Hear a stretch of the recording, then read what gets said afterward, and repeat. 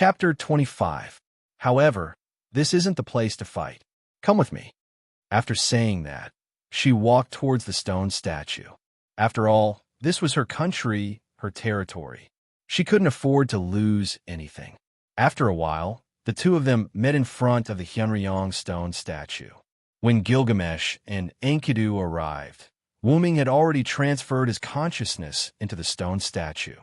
After the two of them arrived, Wuming used the Lune runes to create a barrier to protect the sacrificial altar from being destroyed. Then let me ask you something. What are you here for?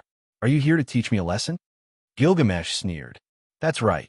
Let me teach you a lesson for your arrogance. Finishing his words, Enkidu stomped on the ground and shot forward, charging at Gilgamesh in front of him. Gilgamesh didn't want to be left behind and rushed towards him as well. Dong! The two of them collided and created a strong gust of wind that blew away everything around them.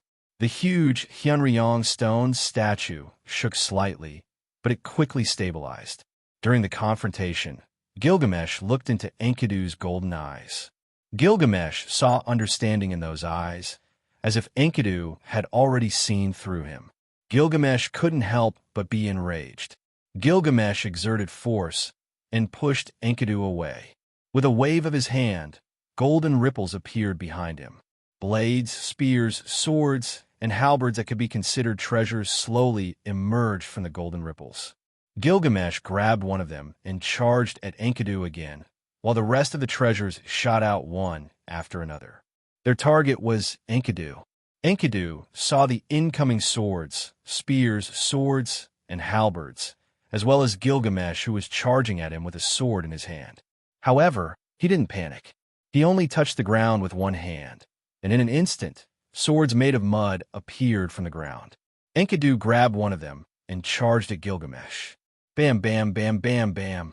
One by one, the treasures collided with the treasures made of earth, creating sonic booms. Gilgamesh and Enki were also engaged in battle. Saber chi and sword chi swirled in the air. Slowly, Wuming's protection started to lose its effect. The Lune runes were violently destroyed, and cracks appeared on the ground. Ridiculous. You're just a piece of mud and pebble. How dare you compare yourself to me? Gilgamesh seemed to have met an evenly matched opponent. At this moment, Gilgamesh's face was filled with shock and anger. Enkidu didn't say anything. Instead, he faced Gilgamesh's endless attacks. Bam! Bam! Bam! Bam! Bam! Bam! Bam! Bam! Gilgamesh and Enkidu's fight became more and more intense. Wuming, who possessed the Hyunryong stone statue, was speechless.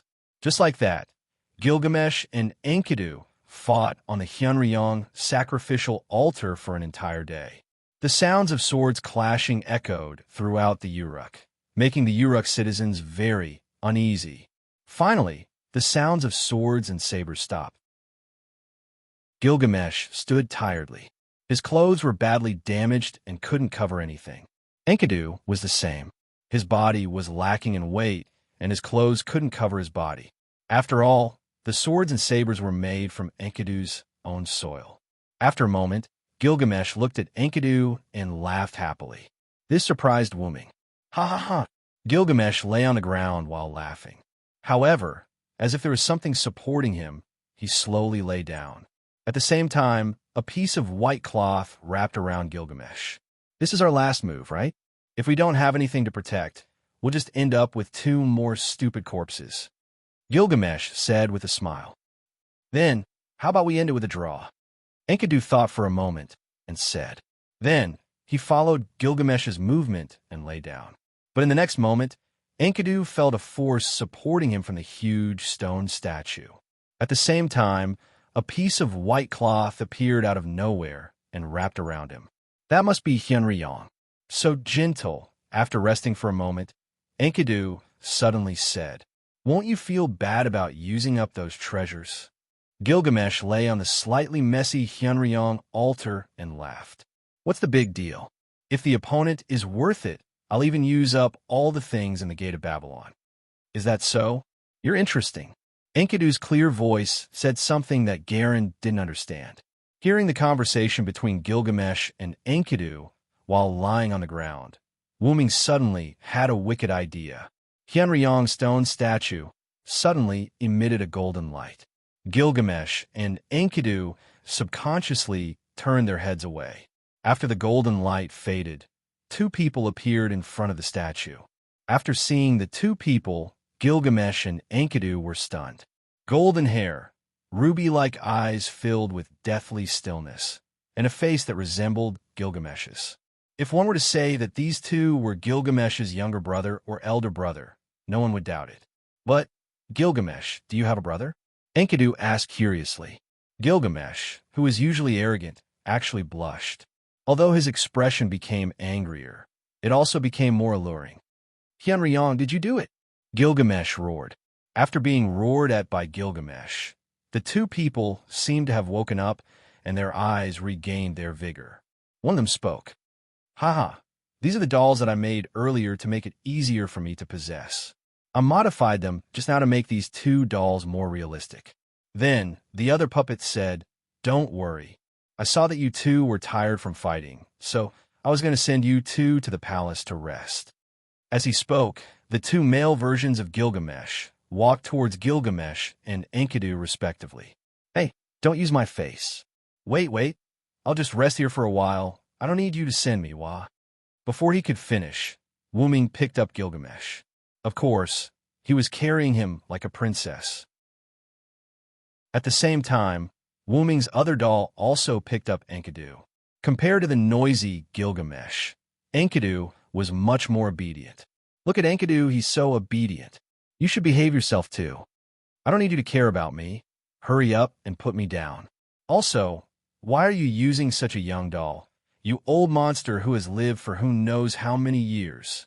Although Gilgamesh said that he didn't want to, when he heard the other Wu-ming's doll say that Enkidu was obedient, he also sat down and stopped making a fuss. However, his face became even redder. That's really sad. I'm not even a newborn in my race. Wu-ming's doppelganger controlled the two dolls and spoke as they walked. Enkidu, who was lying quietly in Wu-ming's arms, looked at the male version of Gilgamesh face and thought, What a warm embrace. Is this the legendary origin dragon?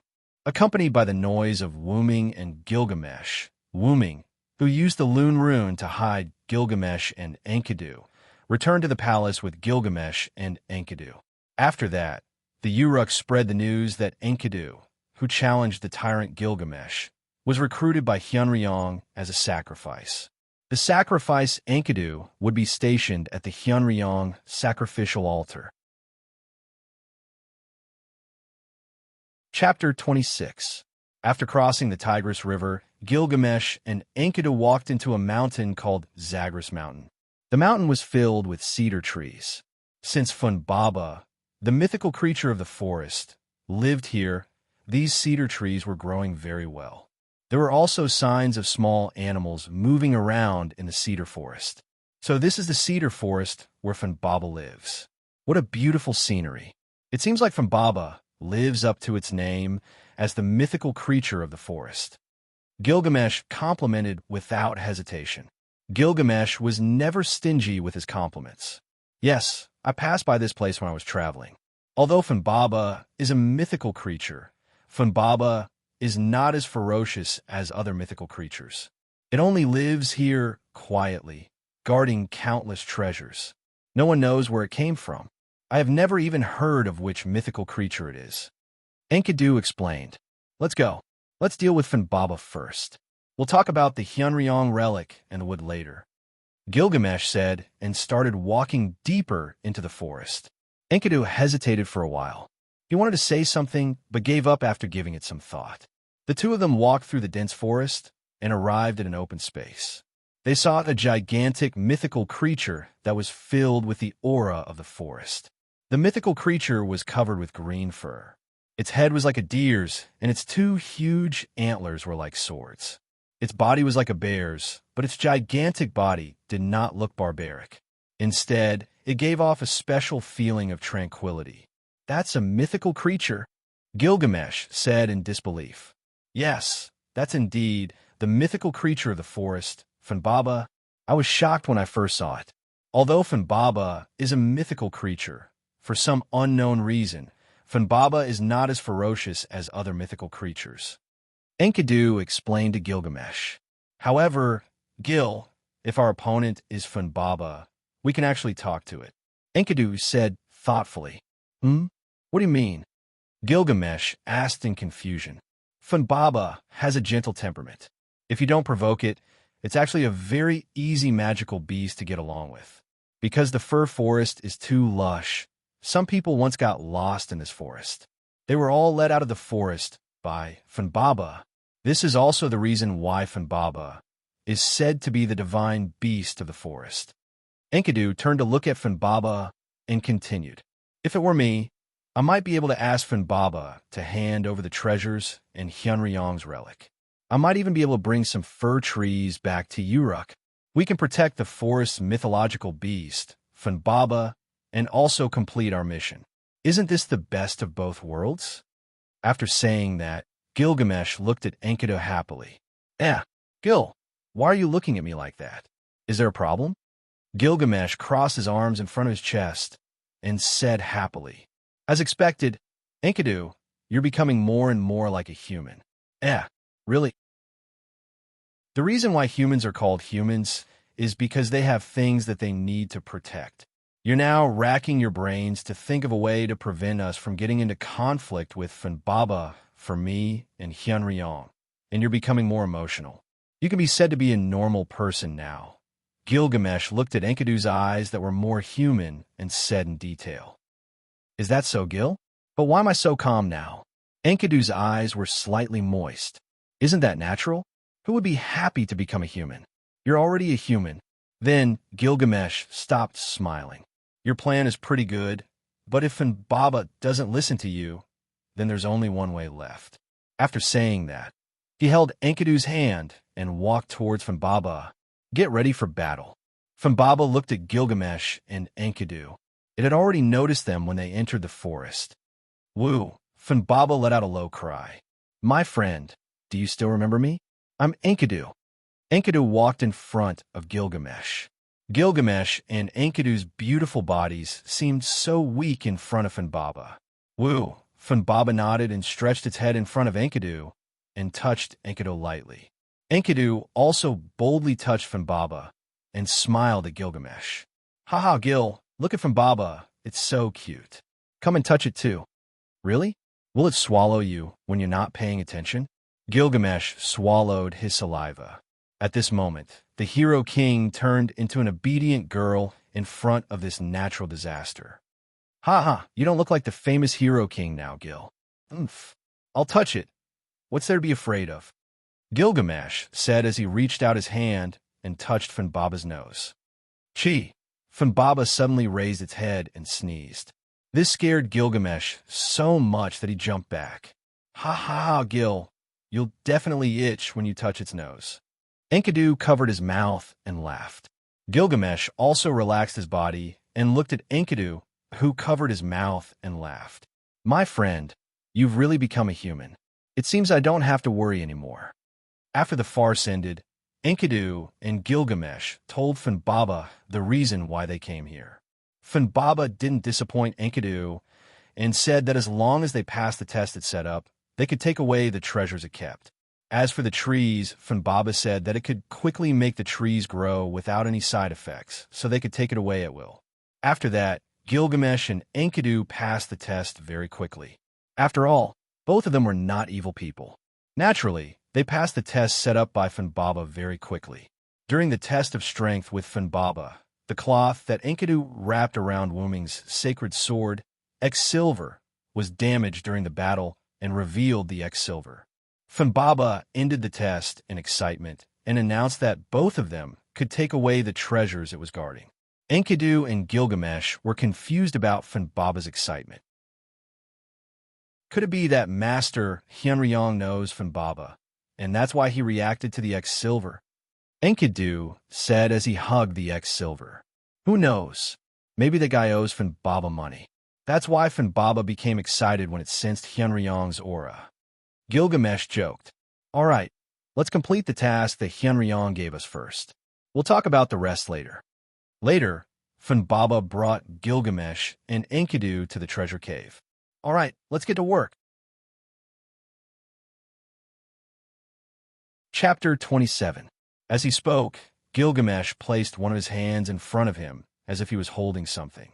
He clenched his fist and turned around. After a series of mechanical clicks, a strange sword appeared in Gilgamesh's hand. Rather than calling it a sword hilt, it was more like a tool handle. Rather than calling it the heart of the sword, it was more like a cylinder with a precise structure. This was the key of the king's law that Gilgamesh had. It was one of the treasures of Babylon, the key to open and close the gate of Babylon. The gate was connected to the golden capital of Babylon, and there were a lot of treasures inside. Open, gate of Babylon. Following Gilgamesh's command, the key of the king's law began to move. The treasures in the cave were stored into the gate of Babylon one by one. Meanwhile, Enkidu was observing the weapons stored in the gate of Babylon to see if there were any weapons with Silver's aura.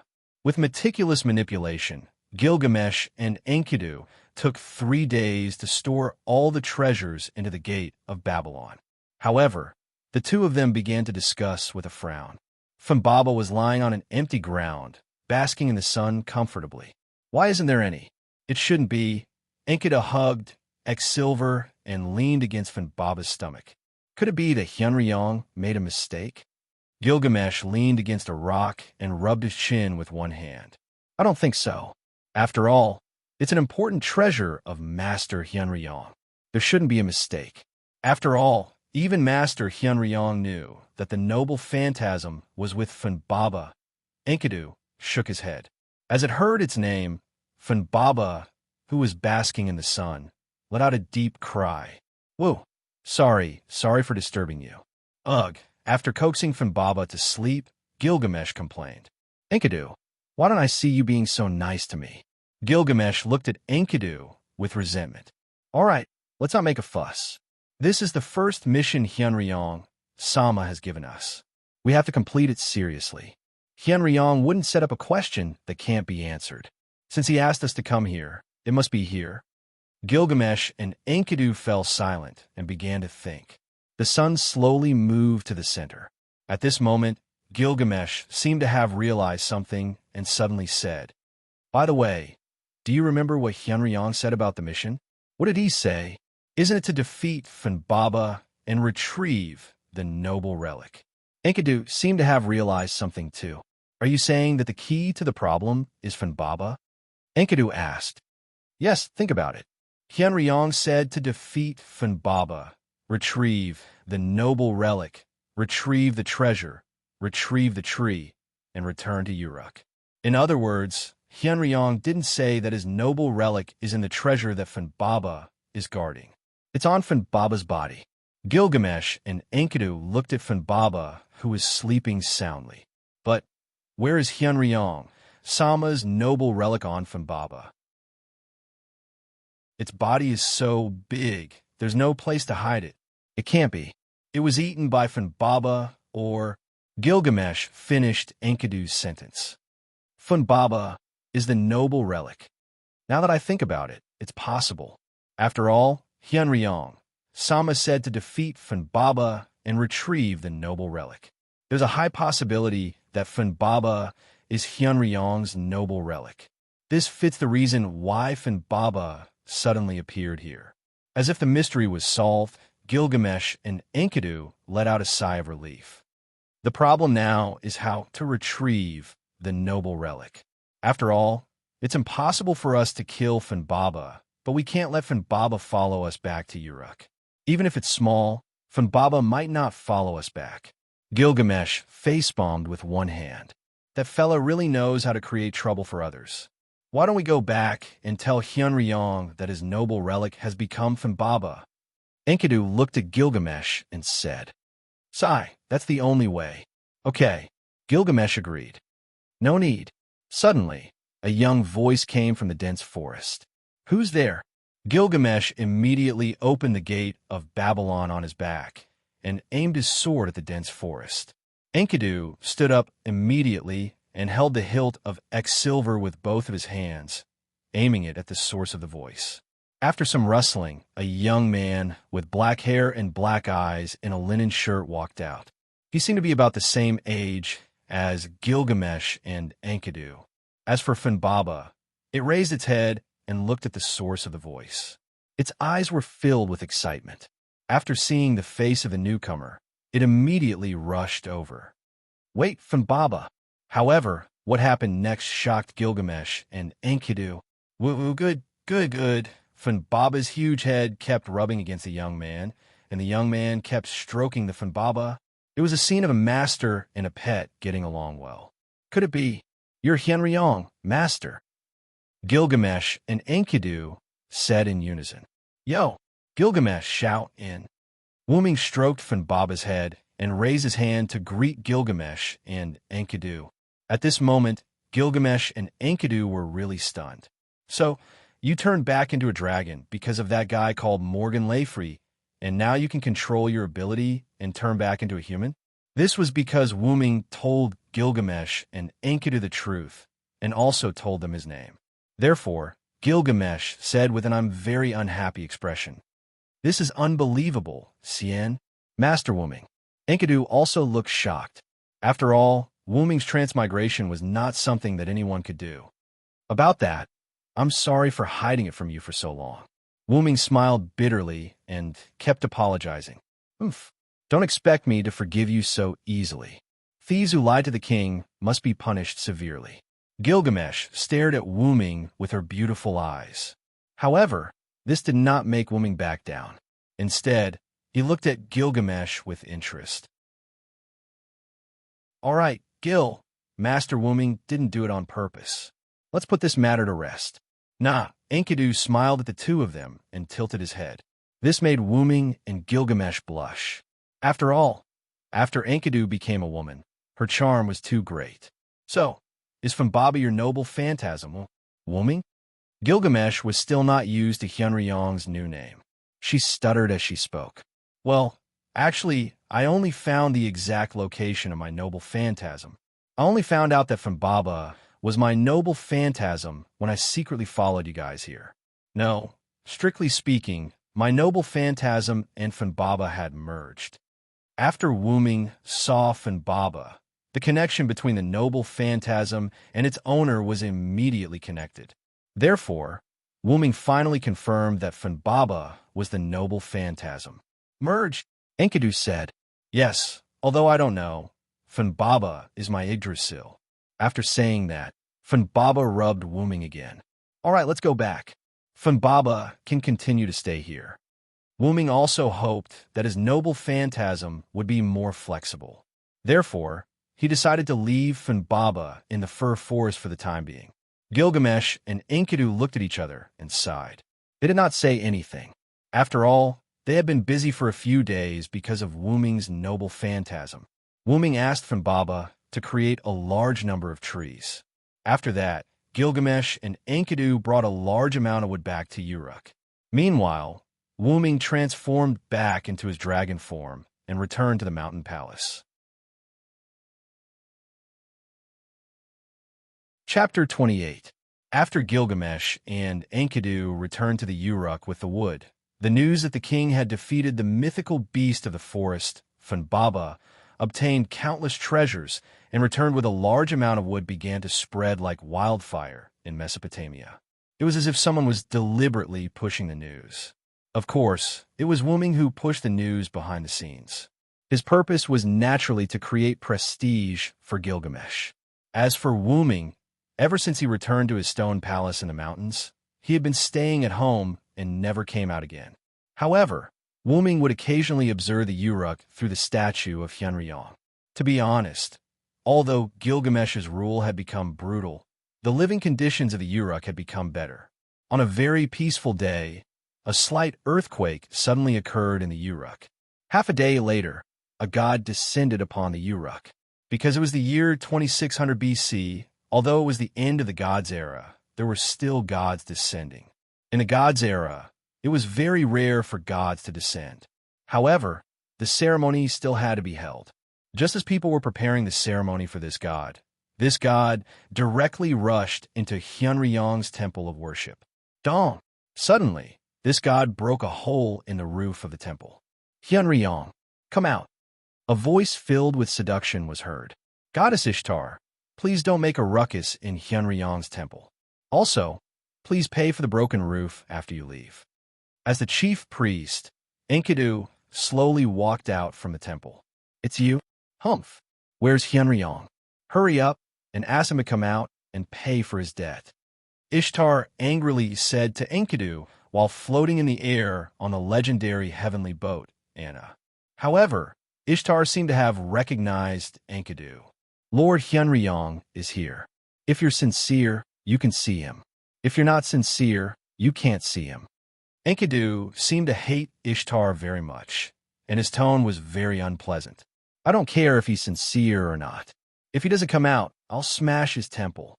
Ishtar looked like she was about to fight, as if she was really going to smash this place. Who is it? Why are you so angry? Oh, it's Ishtar. What brings you here? A shadow appeared on the statue in the center, and Wu Ming temporarily possessed it. Hyunryong, but the hero king you mentioned was a boy. Why is he a girl now? Ishtar angrily roared as if she had been deceived. Ahem, I thought you would come to me earlier. However, I was also kept in the dark about this. I didn't know that Gilgamesh was a girl. After all, Gilgamesh was only 3 years old when you met her. The shadow flickered. Wu Ming guessed that with Ishtar's personality, she must have gotten into some trouble that caused her to not pay attention to the Uruk for the past few years. To be honest, the past few years were just a nap for a god. Humph. Let me tell you, I've already destroyed Abafa Mountain. This is only the interest. I don't want anything else. I heard that the hero king is a peerless beauty. If you let her follow me and become my maid, I might consider forgiving you. Who do you think you are? You want Gil to serve you? Enkidu's little face was filled with anger. That's right, Ishtar. Don't even think about Gilgamesh. I won't allow it.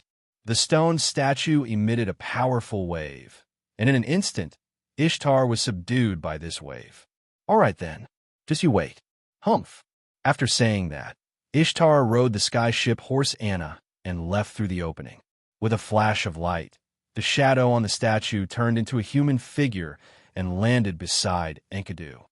It seems that the earthquake from before was caused by the destruction of Abafa Mountain. Wu Ming said slowly, Lord Wu Ming, I heard that you've saved Abafa Mountain before. What was the reason? Enkidu asked curiously. I saved Abafa Mountain because of Gil. At that time, I brought the young Gil to Abafa Mountain for an adventure. Because Abafa Mountain is a spiritual mountain, I asked it to take care of Gil when he went up the mountain. When he went down the mountain, he met the goddess Ishtar. After realizing the goddess' intention, Gil said, Aren't you going to save him? Then, on a whim, he made an agreement with Ishtar. That's how Abafa Mountain was able to survive until now. However, it still couldn't escape the fate of being destroyed by Ishtar. Wu Ming said helplessly, Actually, Abafa Mountain was supposed to disappear more than 10 years ago. Judging from the current situation, it's actually the same. Lord Wu Ming, you don't have to be sad about this. Enkidu comforted him. Wu Ming was stunned. He smiled and shook his head. He wanted to say something, but his mouth was suddenly stuck. Wu Ming suddenly thought of an idea. I'm so sad. I need a caring kiss to recover. This time, Enkidu was helpless. Really, Lord Wu Ming, are you a child? Although he said that, Enkidu still tiptoed and kissed Wu Ming on the lips. This time, Wu Ming was nervous again. After all, he only wanted to make a joke. He didn't expect Enkidu to really kiss him. However, Wu Ming wasn't the kind of person who wouldn't eat meat that was already in his mouth.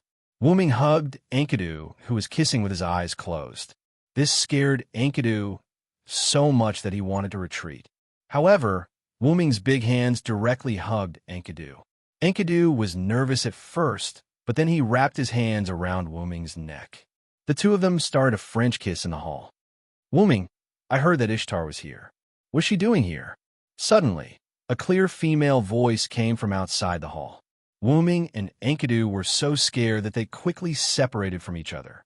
Gilgamesh walked into the lookout hall. The first thing he saw was a blushing Enkidu and a nonchalant Wu Ming. Gilgamesh frowned and said, You guys are so strange. Did something happen when I wasn't here? Enkidu quickly waved his hands. However, there was still a lingering charm on his face that couldn't dissipate. How? How could that be? Right? Right, Gil? Why did you come to the lookout hall? Yeah, Gil, did you miss me? Wu Ming also asked.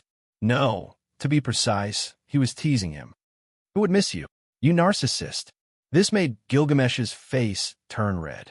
However, he didn't care about what Gilgamesh had noticed before. I saw a stream of light crash into the lookout hall. I instantly guessed that it was Ishtar.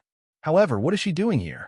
Although she is the Uruk city god, she hasn't appeared for a long time. I thought that guy was dead. Gilgamesh said with an arrogant expression. Wu Ming bet that if Ishtar heard this, she would definitely go crazy. Cough, she's here to settle old scores. She used the incident at Abafu Mountain many years ago to blackmail you.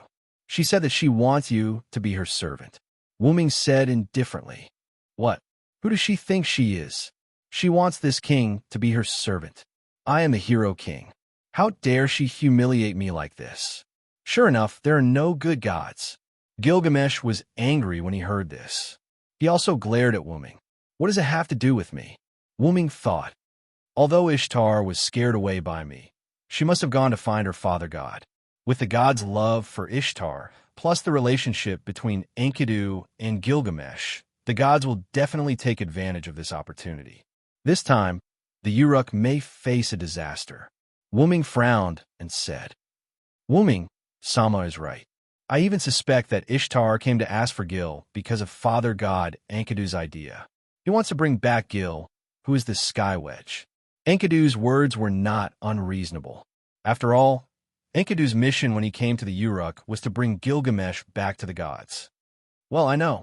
I will pay attention to the Uruk during this time. There is no other way. Just act according to the situation. Wu Ming looked at the stormy weather outside and said slowly, the Uruk is going to change.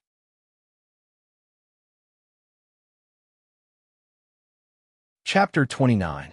Ever since Ishtar left, Wu Ming had started to set up various enchantments around the Uruk.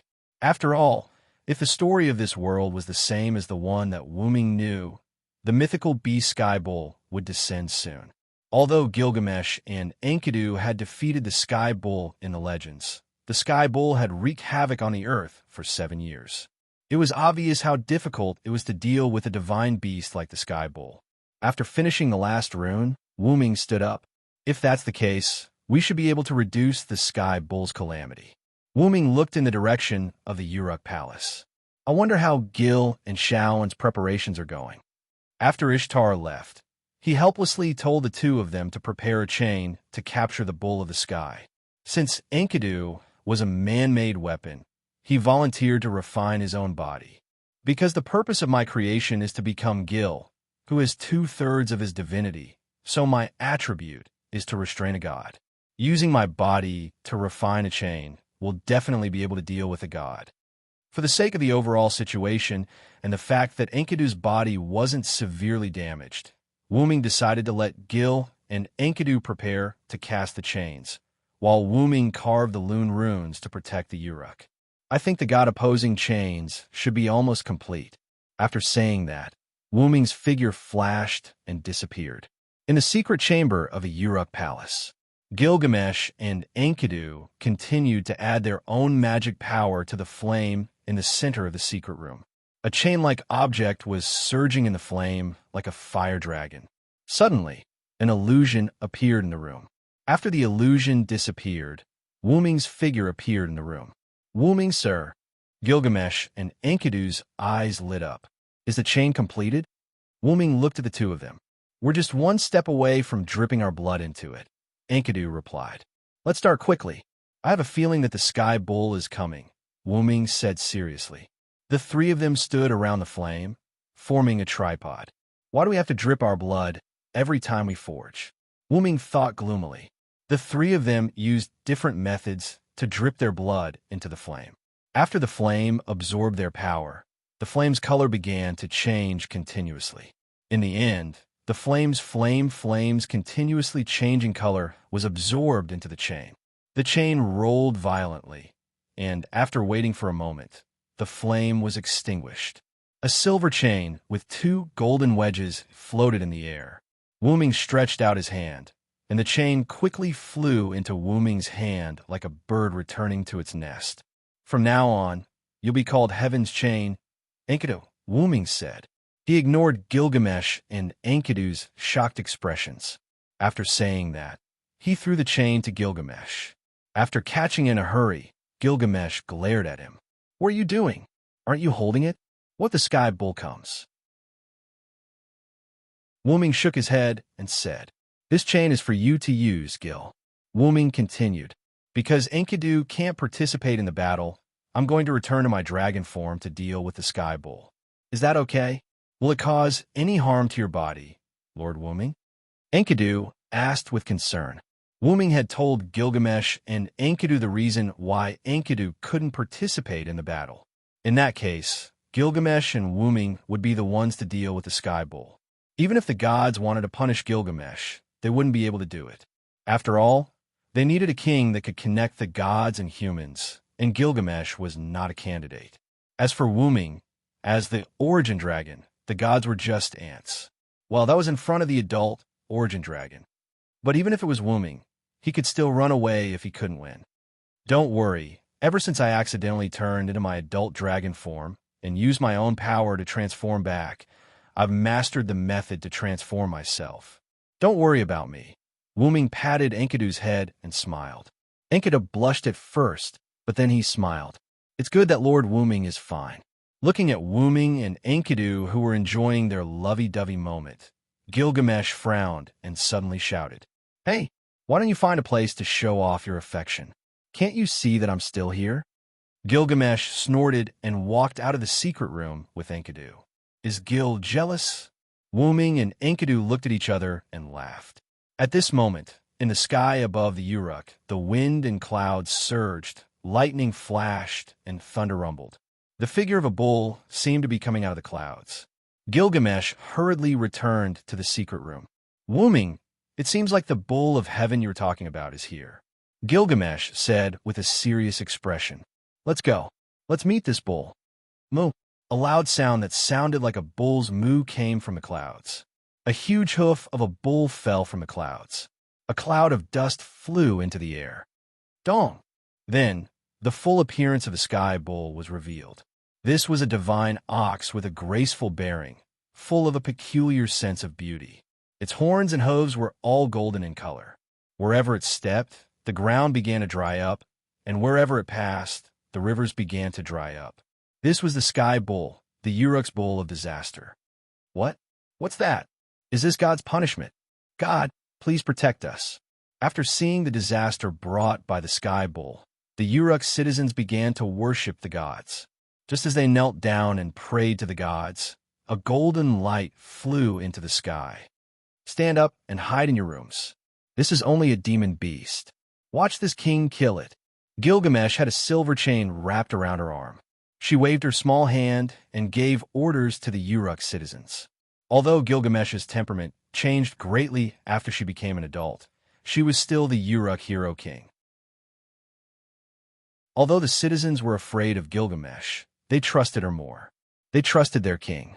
After the citizens hid, the chain on Gilgamesh's hand began to dance in the air. Crash! After the sound of chains colliding, the sky bull was tightly bound by the Enkidu. The sky bull couldn't help but howl angrily. Moo! It was hard to say whether the sky bull was powerful or the Enkidu was weak. The sky bull was breaking free from the Enkidu bit by bit. Roar! At this moment, a powerful dragon's roar was heard. A silver-white, noble, and mysterious dragon flew towards the direction of the bull of heaven. At this moment, the bolder Uruk citizens began to pay attention to this disaster. That's Lord Hyunryong. No one knew who said this, but the Uruk citizens walked out of their houses one by one and began to pray to Wuming. Wuming began to fight with the sky bull. Both sides fought back and forth, but because of the Enkidu, the bull of heaven's strength was reduced by 80% to 90%. The bull of heaven was at a disadvantage. In the end, Wuming's claw pierced through the sky bull's heart. Following the sky bull's low cry, the sky bull collapsed. Uruk citizens, This bull was created by the gods to destroy you. The gods no longer need you. Only I, the legendary origin dragon, the legendary dragon, have made a contract with your king, Gilgamesh, to protect you. Remember my words and worship your king. Hero King, Hero King, Hero King. Wuming stood on the corpse of the sky bull, while Gilgamesh stood on Wuming's head and received the cheers of the Uruk citizens. The sun shone on Gilgamesh. At this moment, she was like a saintess, beautiful and powerful. Chapter 30. Inside Gilgamesh's dormitory. Gilgamesh had been in a bad mood ever since he defeated the Bull of Heaven.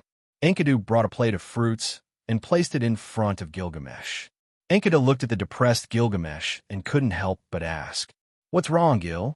You've been like this ever since you defeated the Bull of Heaven." Gilgamesh picked up a piece of fruit and bit into it. Wuming was the one who took the credit for defeating the Bull of Heaven, but in the end, he let me receive the cheers of the people. If it wasn't for the Uruk, I wouldn't have accepted this kind of stolen credit. Enkidu sat next to Gilgamesh and held her hand. "So you know it's for the Uruk people. Look, I even show my face. But I'm the Hero King. How can I accept this kind of fake honor? Gilgamesh is such a tsundere."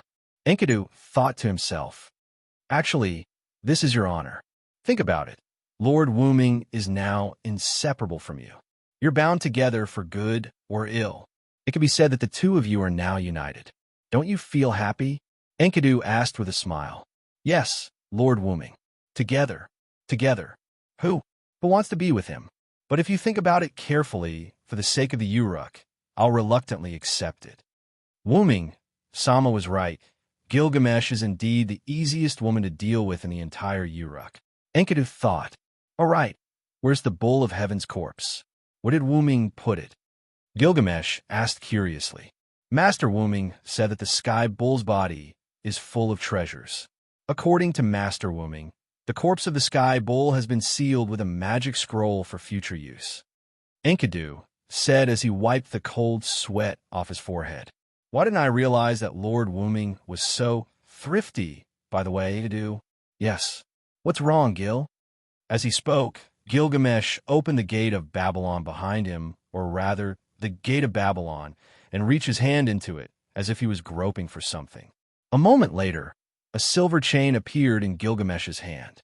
"The chain is... Here, your stuff." After all, it was a chain forged from a part of Enkidu's body, so Gilgamesh believed that its owner was Enkidu. However, in this situation, Enkidu only smiled and pushed his hand away, rejecting Gilgamesh. "This is the proof of our friendship. It belongs to you, Gil." Gilgamesh also smiled. "I knew you would say that. However, this chain is more useful to Wuming, so I've decided to give it to him." Gilgamesh's words stunned Enkidu. "That's right. As the origin dragon, Lord Wuming will definitely have countless adventures in the future. As a divine weapon, Enkidu will definitely be very useful." Gil, take this Enkidu. As for Master Wuming, I'll think of something." As he finished speaking, Enkidu's gaze became firm. Gilgamesh seemed to have noticed something. After a moment of silence, he sighed. "You've decided." A few days later, Ishtar drove the heavenly ship Anna to the Hyunryong Palace once again. However, this time, Ishtar's attitude was very respectful. Although Enkidu did not like Ishtar, she still came to Wuming respectfully. Enkidu led Ishtar to the Hyunryong statue. "Master Hyunryong, even if you win this time, can you return the corpse of the heavenly bull to me?" An unnatural smile appeared on Ishtar's beautiful face. However, even if it was a forced smile, Ishtar was still a goddess of beauty. The figure of the Hyunryong statue appeared. "Cough. You know, I've been hungry for a long time. Now that I saw such a big guy, I was excited and ate it." Sorry. Wuming said with a "I'm not full yet" expression. Hee. You really know how to joke, Master Hyunryong. However, there's something I have to tell you. Enkidu is my father's child, so... Ishtar smiled mysteriously. Then, she immediately flew away from the Hyunryong sacrificial palace on the heavenly ship Anna. The dragon figure changed, and Wuming landed on the ground. Wuming looked at Ishtar's back as she left. He could not get over it for a long time. Could it be that the gods are going to attack you? Enkidu, who was standing at the side, only smiled calmly after hearing this. That beautiful face made Wuming feel like he was a god. Master Wuming, don't worry. Although I'm still a divine weapon created by the gods, because of you, I've become the human girl Enkidu. Enkidu leaned close to Wuming and hugged him. Enkidu is willing to become the heavenly lock and accompany you. Please forgive my willfulness, Master Wuming. After a while, Wuming also hugged Enkidu. You're such a silly girl. Gilgamesh stood outside the Hyunryong palace with his back against the wall. He looked at the sky. I wish you happiness, my friend. 3 days later, the gods used the chain used to subdue the heavenly bull for Enkidu. Gilgamesh and Hyunryong were essential figures in the Uruk. They decided to punish Enkidu by turning her back into dirt and returning her to the earth. Ever since the Uruk high priest Enkidu disappeared, the newly appointed high priest Du Shili discovered that there was an additional silver chain on the stone statue of Hyunryong. Because the stone statue was lifelike, and the silver chain made it look even more lively.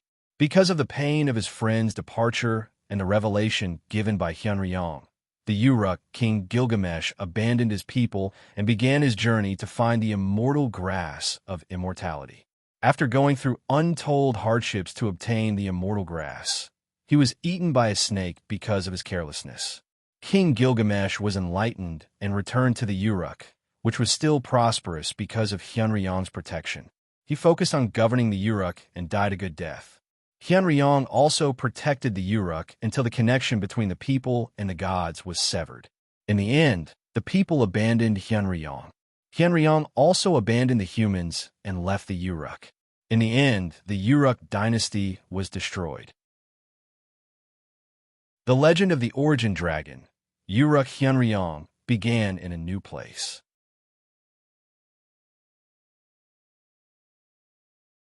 Chapter 31. A huge dragon was flying in a colorful passage. A silver chain was wrapped around the dragon's arm. The wedges on both ends of the chain were swinging freely. While the dragon was flying, it noticed an unusually small energy source that was moving forward.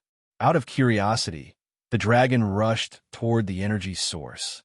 What entered its sight was an energy ball. What's this? Wuming asked curiously. At the same time, Wuming's huge dragon claw grabbed at the energy source. Anyway, with the strength and characteristics of the root dragon's body, Wuming was not afraid of the space-time turbulence or space-time strangulation.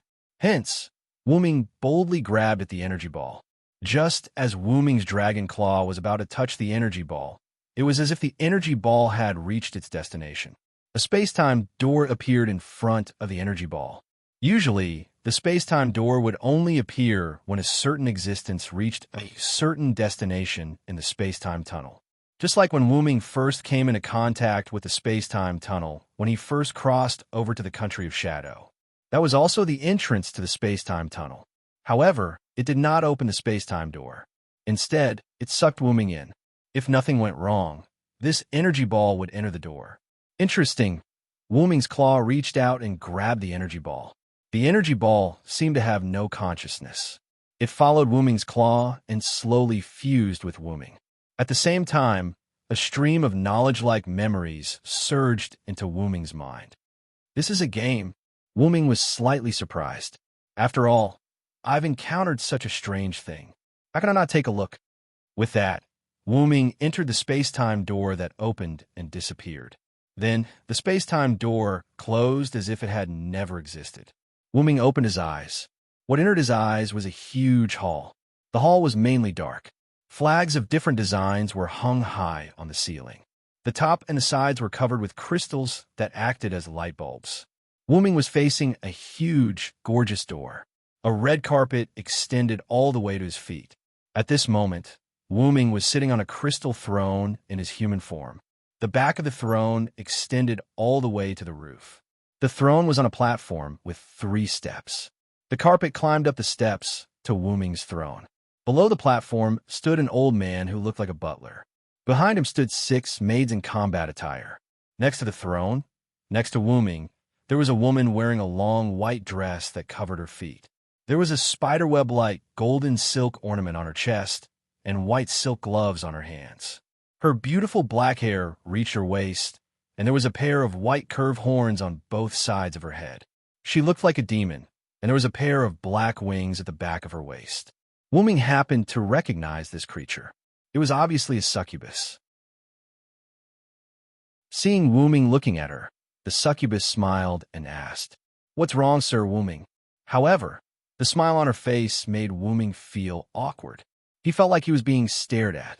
I feel a slight fluctuation outside the underground tomb of Nazalek.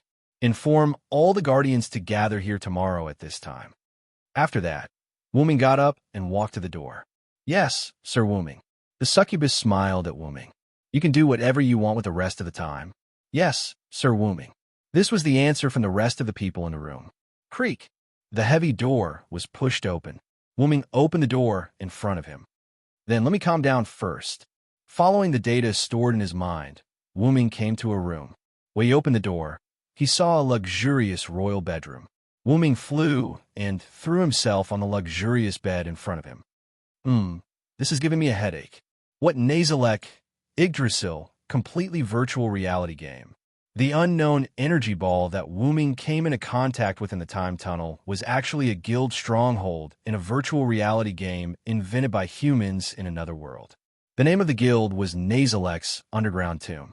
Because of the shutdown of the server, the guild leader guarded it alone until a second before the server shut down. Due to an unknown accident, the guild brought the soul of the human to this world. Because of Wu Ming's accidental contact, the soul of the human was repelled and sent back to the original world.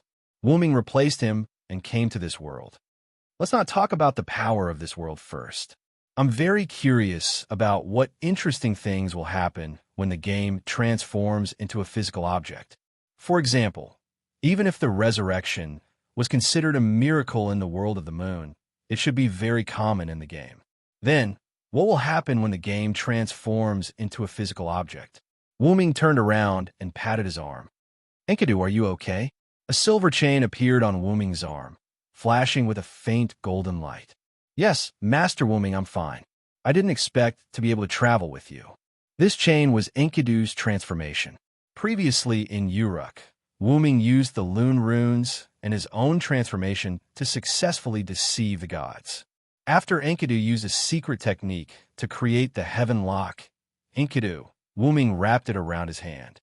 Rather than being put in a dragon's nest by Master Wu Ming, I'd rather be in Master Wu Ming's hand.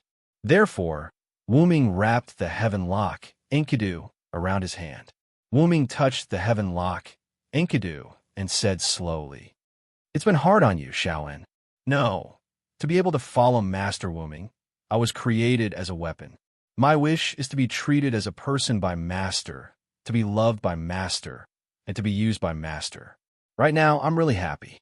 The Heaven Lock, Enkidu, flashed and spoke, revealing her everything. "Shaoen, go and rest first. It's your first time going through the space-time tunnel, so you're probably still not used to it." "Yes, Master Wu Ming, I'll go and rest first." As she spoke, the Heaven Lock, Enkidu, dimmed and became the same as a normal chain. "Then, let's take a look at this guild's information." As he spoke, Wu Ming closed his eyes and began to look at the data in his mind. After a long time, Wu Ming opened his eyes. "I see, this guild is quite interesting." The underground tomb of Nazalek was originally a checkpoint, but because it was conquered by the first members of Anzirgong, the system reward became a stronghold, which was a guild. After the modification of the members of Anzirgong's guild, it created the entire underground tomb of Nazalek, Anzirgong's large guild. I wonder how strong the otherworld Anzirgong transmigrated to is. I'll go and find out after tomorrow's meeting. As he spoke, Wu Ming fell asleep. Please don't dream of Merlin.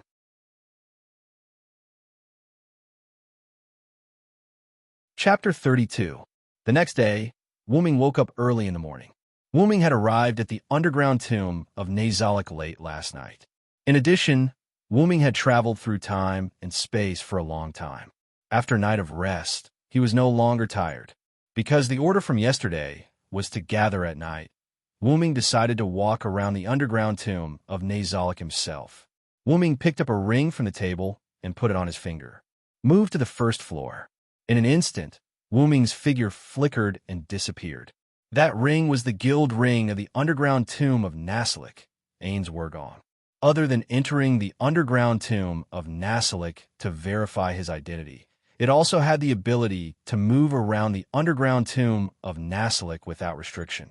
What entered his eyes was a hall filled with stone coffins. Stone pillars supported the hall and were evenly distributed around the hall. The stone coffins were also distributed according to the ratio.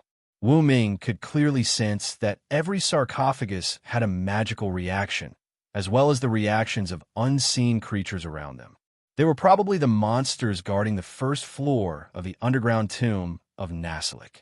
As expected of the underground tomb of Nazalik. Let's not talk about the strength of these monsters. Just looking at them is enough to scare people. Wu Ming didn't care about this and continued to walk toward the door of the hall. As soon as he walked out, he saw a slightly desolate courtyard. Although it was called a courtyard, it was actually a graveyard. Stone tablets were erected in the courtyard. Needless to say, the ground in the courtyard was filled with monsters. The courtyard was surrounded by a 3-meter-tall wall. In front of Wu Ming was the entrance to the graveyard. At this moment, it was daytime in this world. Wu Ming looked at the vast sky and couldn't help but sigh. As expected, no matter which world it is, the sky is beautiful. After staying on the first floor for a while, Wu Ming observed the second to the 8th floor. He had to admit that the people of Ains Wurgong had all kinds of strange tastes. There were a total of 10 levels in Nazalik's underground tomb. The first 3 levels were the graveyard, which fit the name of a tomb. The 4th floor was a massive underground lake. This floor was a little special, as there were no NPCs here. This was because the NPC on this floor was Graham, a large stone puppet with no self-awareness. Activating it required a lot of time. The 5th level was an ice field, where the cold winds were fierce and bone-chilling. The 6th floor was a jungle, but there was an arena in the middle of the jungle. The structure was very similar to the Colosseum in Rome. The 7th floor was a lava zone, and the temperature was frighteningly high. The 8th floor was a wasteland. The NPCs on this floor were also special. As for what was special about them, that would be explained later. The 9th floor, which was the floor where Wu Ming had slept last night, was a royal suite. After all, this was originally a guild stronghold in the game. Players would also enjoy it, so this floor was set up. The 10th floor was between the thrones that Wu Ming had been in when he arrived at the underground tomb of Nazalik yesterday. This floor was the room. It wasn't big and was only used for decoration. After all, the players discussed things on the 9th floor. The 10th floor was just a symbolic building. After strolling around, it was almost time for the scheduled gathering. Wu Ming directly teleported to the throne on the 10th floor. The scene in front of him changed, and Wu Ming arrived in front of the throne. There were all kinds of members of the opposite sex gathered under the throne. Demons, bugmen, dark elves, vampires, and so on. He saw the succubus who had served the throne yesterday arguing with a girl in a dark purple princess dress. The girl's skin was as pale as a corpse. Only the skin on her hands and face was exposed. The rest of her body was wrapped in clothes. Her silver hair was tied into a ponytail behind her head, and the princess dress on her lower body bulged like a cake. I remember, she seems to be the guardian of the 1st to 3rd floors. Because they saw Wu Ming's arrival, everyone quickly stood in a row. Everyone, offer your loyalty to the Supreme One. The succubus ordered, and the guardians began to kneel on one knee to greet Wu Ming. Guardian of the 1st, 2nd, and 3rd floors, Shadia Bradford. Greetings, Lord Wu Ming.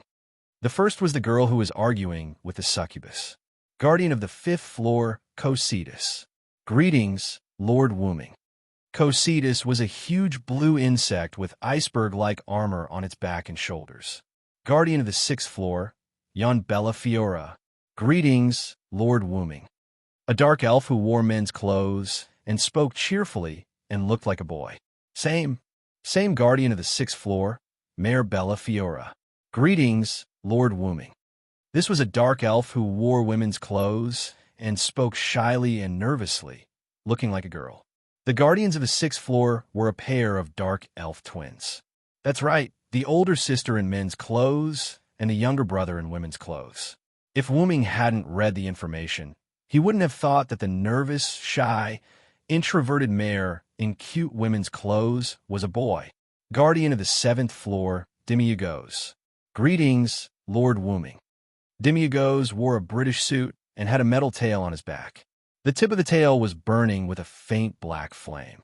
He wore gold-rimmed glasses and had slightly pointed ears. If one didn't look at the tail behind him, anyone would think that he was an outstanding businessman. Chief Guardian, Yair Bella. Greetings, Lord Wooming. The succubus from yesterday, Yair Bella, lowered her head and reported to Wooming. What's going on? This gaze is comparable to Maeve's. I really don't know what the player who designed Yair Bella is doing. Other than the guardian of the fourth floor, Kagandua, and the guardian of the eighth floor, Victim, all the guardians of the other floors are in front of you. Supreme, Supreme, Supreme, please give the order. We will not hesitate to go through water and tread on fire. Wooming sat on the throne and looked at them quietly. After a moment, Wooming spoke. The main reason I called you here today is to tell you about the situation in the underground tomb of Nazalek. The guardians raised their heads slightly and looked up at Wooming. The underground tomb of Nazalek has been moved to another world due to an accident. Looking around at the guardians, Wooming continued. I took a look this morning. The underground tomb of Nazalek is on a plane. There are no signs of activity within a kilometer of it. This is undoubtedly a good thing. The reason why Wooming stayed on the first floor was because Wooming used magic to detect the surroundings of the tomb. As aberrations, if we were moved to a human gathering place, it would be troublesome. In the game Yggdrasil, there were only 3 races for players: humans, subhumans, and aberrations. Humans were categorized as dwarves, elves, and so on. Subhumans were categorized as goblins, ogres, and so on. As long as they were not humans or subhumans, they were all aberrations. For example, slimes, bugmen, demons, and so on. Of course, Wooming was a dragon in the minds of these NPCs. He used a secret technique to switch between human and dragon forms. From now on, the underground tomb of Nazalek is on the highest alert. Yes, Lord Wooming. Now, let's talk about your problems.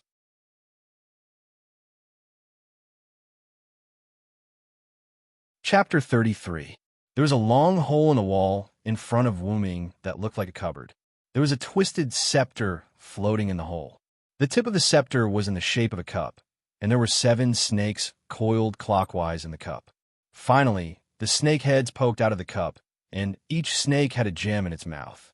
The 7 gems of different colors shone with a mesmerizing light. Wooming reached out his hand, and the scepter automatically floated into Wooming's hand. Holding the twisted scepter, Wooming looked at the twisted black and purple souls that appeared in the cup of the scepter. He could not help but feel helpless at Ain's Ergon's bad taste. This should be a guild weapon, right? The so-called guild weapon referred to the core of a guild.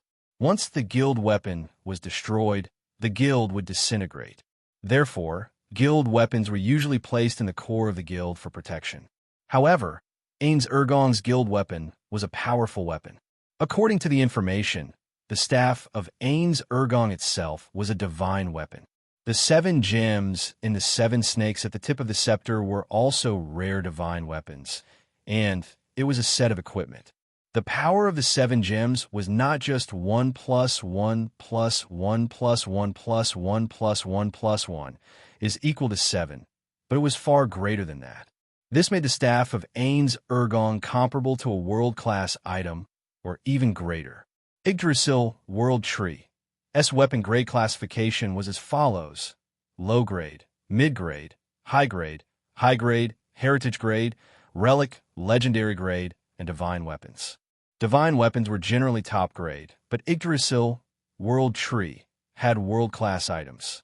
The so-called world-class items were the 200 top-grade items in Yggdrasil World Tree. The power of these top-grade items could only be matched by other world-class items. Among the 200 top-grade items, the strongest 20 world-class items were specially called 20. These 20 items had the ability to severely disrupt the game's balance. Because of this, these 20 world-class items could only be used once. After using them, they would disappear. In the game, these 20 world-class items would disappear after being used. After that, they would reappear somewhere in the Yggdrasil world tree. According to Wu Ming's memories, Ainzul Gong was the guild with the highest number of world-class items. They currently had a total of 11 world-class items. Originally, they had 12 world-class items, but one of them was taken away by an enemy guild. In the Yggdrasil game, the guild with the second highest number only had 3 world-class items. From this, it could be seen how powerful Ainz Wugong was. Among the 11 world-class items that belonged to Ainz Wugong, 2 of them were ranked 20 world-class items. These 2 world-class items were stipulated by the guild members that they could only be used when the enemy used an item of the same level. The staff of Enzi Ergen. Wu Ming could not help but sigh. Wu Ming couldn't help but think as he looked at the large amount of information about the scepter. The people of Ainz Ergong must really love their guild. After all, the process of making the scepter was too difficult. If it were not for the difficulties of daily life, Wu Ming believed that the members of Ainz Ergong would have persevered until the server was shut down. If that's the case, let me strengthen the name of Ainz Ergong, Wu Ming said as he raised the staff of Enzi Ergen. This could be considered as a form of consolation for these NPCs who had lost their parents. After Wu Ming stored the staff of Enzi Ergen into Dragonist, Dragon's Nest, he used the ring of Enzi Ergen to teleport to an office-like room. At this moment, Demiugos was already waiting in the office. Seeing Wu Ming arrive, Demiugos quickly knelt down on one knee. Master Wu Ming. Wu Ming waved his hand to signal Demiugos to get up. Get up, Demiugos. You don't have to kneel every time you see me. Just bow. Yes, Master Wu Ming. Demiugos stood up and put the paper in his hand on the desk. Master Wu Ming, these are the statistics of Nazarik's underground tomb and the preparation plan for exploring the surroundings of Nasarik. Please take a look. Hearing this, Wu Ming sat in the office chair behind the desk. He picked up the information that Demiugos had compiled and began to read. Overall, the overall performance of Nazarik's underground tomb hasn't changed, but the consumption of gold coins is lacking. Wu Ming asked without raising his head. Why? Is Nasarik running out of gold coins? Demiugos also shook his head. No, after the other Guardians and I tested all of Nazarik's production performance, we only suffered a slight loss of gold coins. However, we can no longer obtain Yggdrasil, World Tree, gold coins. After a while, Nasarik will be in danger. I don't know if the gold coins of this world can be used for Nazarik's underground tomb, so I've stopped the consumption of unimportant gold coins. Wu Ming, who was still flipping through the information, heard this and the emblem on his arm flashed. Crash! A bag of jewelry and gold nuggets fell on the table. This is the treasure I collected from other places. Go and see if it can be used for Nazarik's operation. Yes. Demiugos picked up the bag on the table. Regarding the exploration of Nazarik's surroundings, cancel the plan. I will go personally. Demiugos was shocked and knelt down on one knee. No. How can we let Lord Wu Ming take the risk? If you're worried, you can let us Guardians explore. Please take back your order. Putting down the information, Wu Ming said helplessly. Don't worry, Demiugos, I will bring my men. In the current situation, it is wise to send the highest combat power. If there is an existence that even I can't defeat, it will be useless even if you go. Lord Wu Ming, you also said that there is an existence that even you can't defeat, so it is wise for us to explore. After that, Wu Ming and Demiugos did not speak.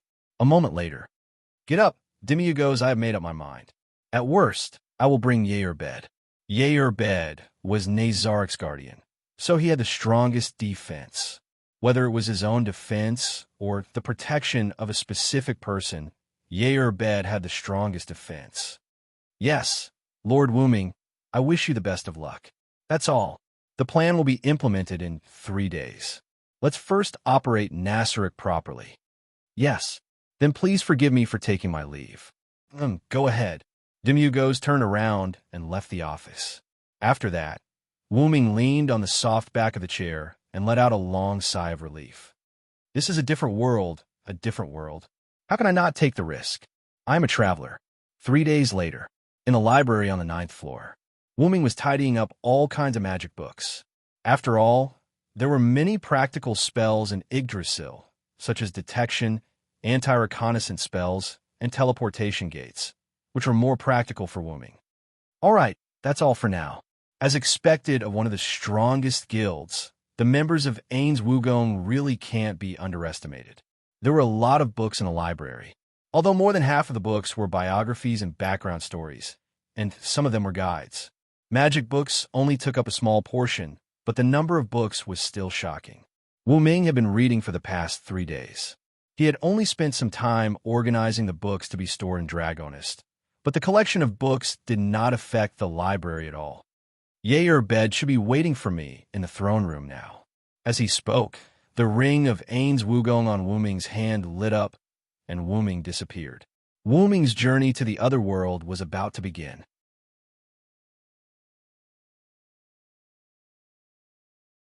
Chapter 34. On the endless grassland, a green creature that looked like a bear or a deer was running. Taking a closer look, the creature carried 2 people on its back, a man and a woman. The man had black hair and black eyes. He was wearing Sumer-style clothes and looked very exotic. The woman had black hair and golden vertical pupils. She had 2 twisted horns on her head. She was wearing a white dress and had a pair of black wings behind her waist and abdomen. Although the woman was beautiful, she was obviously not human. What a strange magical beast, Lord Wu-Ming. Yair Abed sat on Funbaba's back and praised. Is that so? Is there no such magical beast in Yggdrasil? Wu-Ming lay on Funbaba's back and basked in the sun.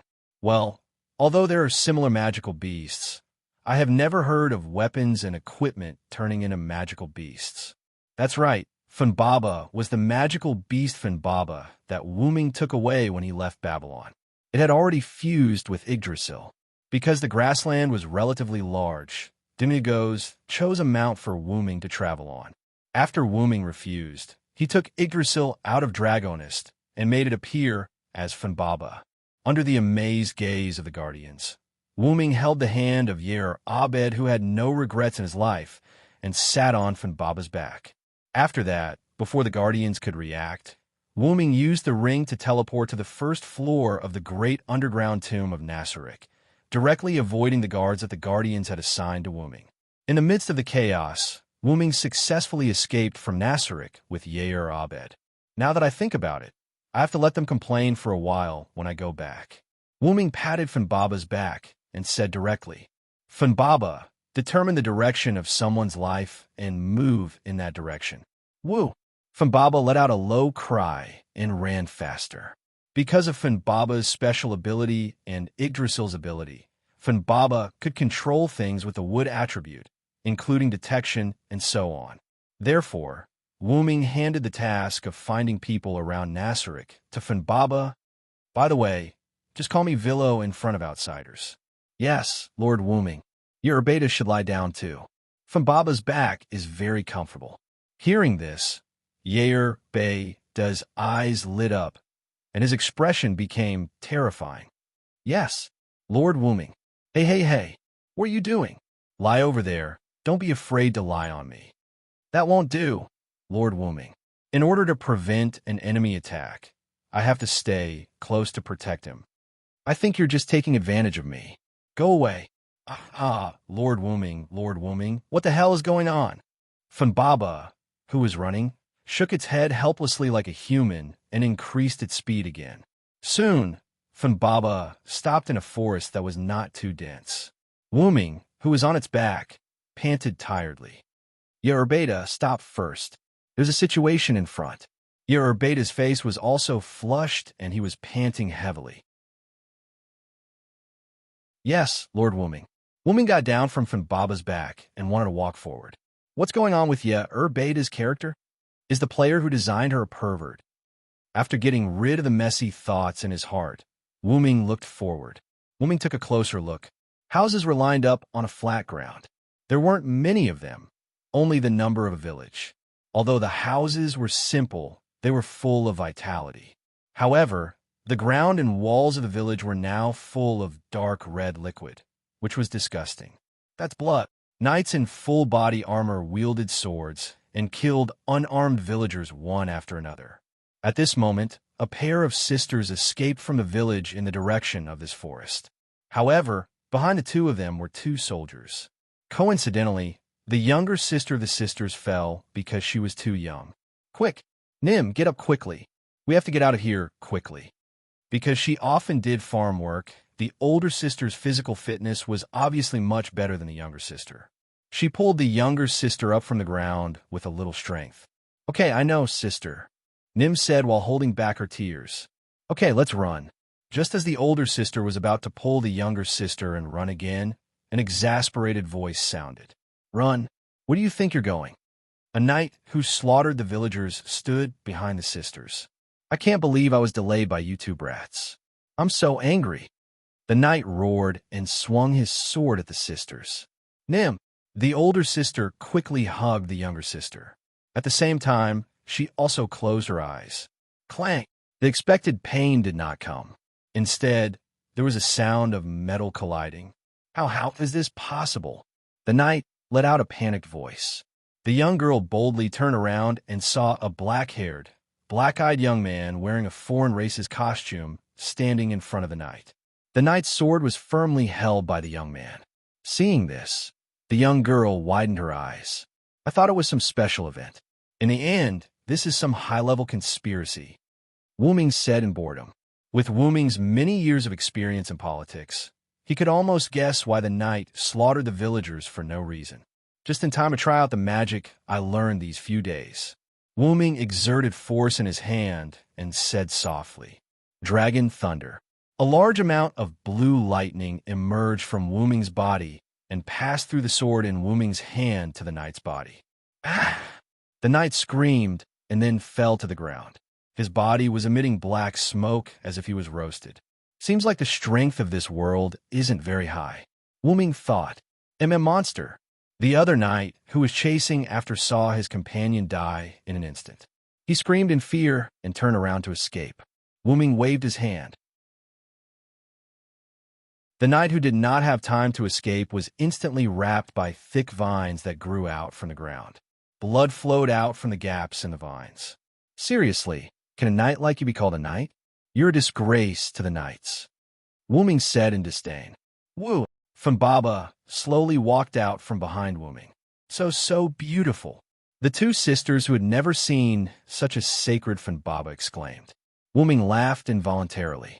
After all, Baba was known as a divine beast. Are you two okay? Wu Ming asked. We're fine. Thank you, sir. Thank you, sir. As the elder sister, the girl quickly thanked Wu Ming. The younger sister next to her also did the same. Right, sir. Please save our villagers. After the girl thanked Wu Ming, she suddenly remembered the villagers who were still suffering and sorrowfully begged Wu Ming. Please. The girl's younger sister continued in her slightly clumsy but cute way. Wu Ming looked at the two sisters and said sternly, I know, you two come with me. Thank you, sir. Just as Wu Ming was about to leave with the two sisters, Yair Bade, who had finished changing his equipment, suddenly spoke. Please wait, Sir Villo.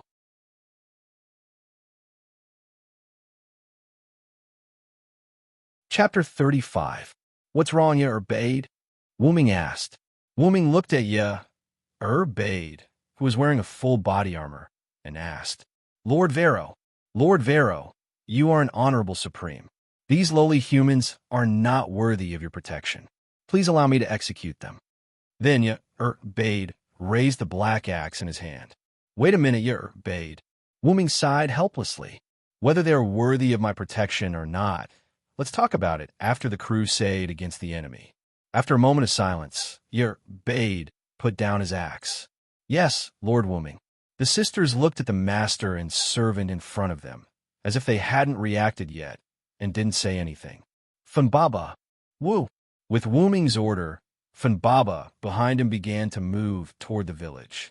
the scene changed, and the armored knights were still wantonly slaughtering the villagers. Screams, cries of fear, begging for mercy, and wild laughter were incessant. Suddenly, one of the knights seemed to have encountered something and let out a scream. What happened? A knight who seemed to be a captain and didn't have a mask on his helmet shouted, "What? What is this? Don't come over."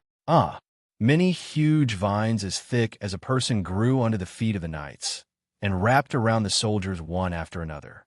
The knights screamed and began to pray to the gods. "God, please save me. My God, Lord God." Then, the knights who were wrapped by the vines stopped making any noise. Only the huge tree stumps formed by the vines were left. What the hell is this? The captain was still rational and began to issue orders. Prepare to retreat.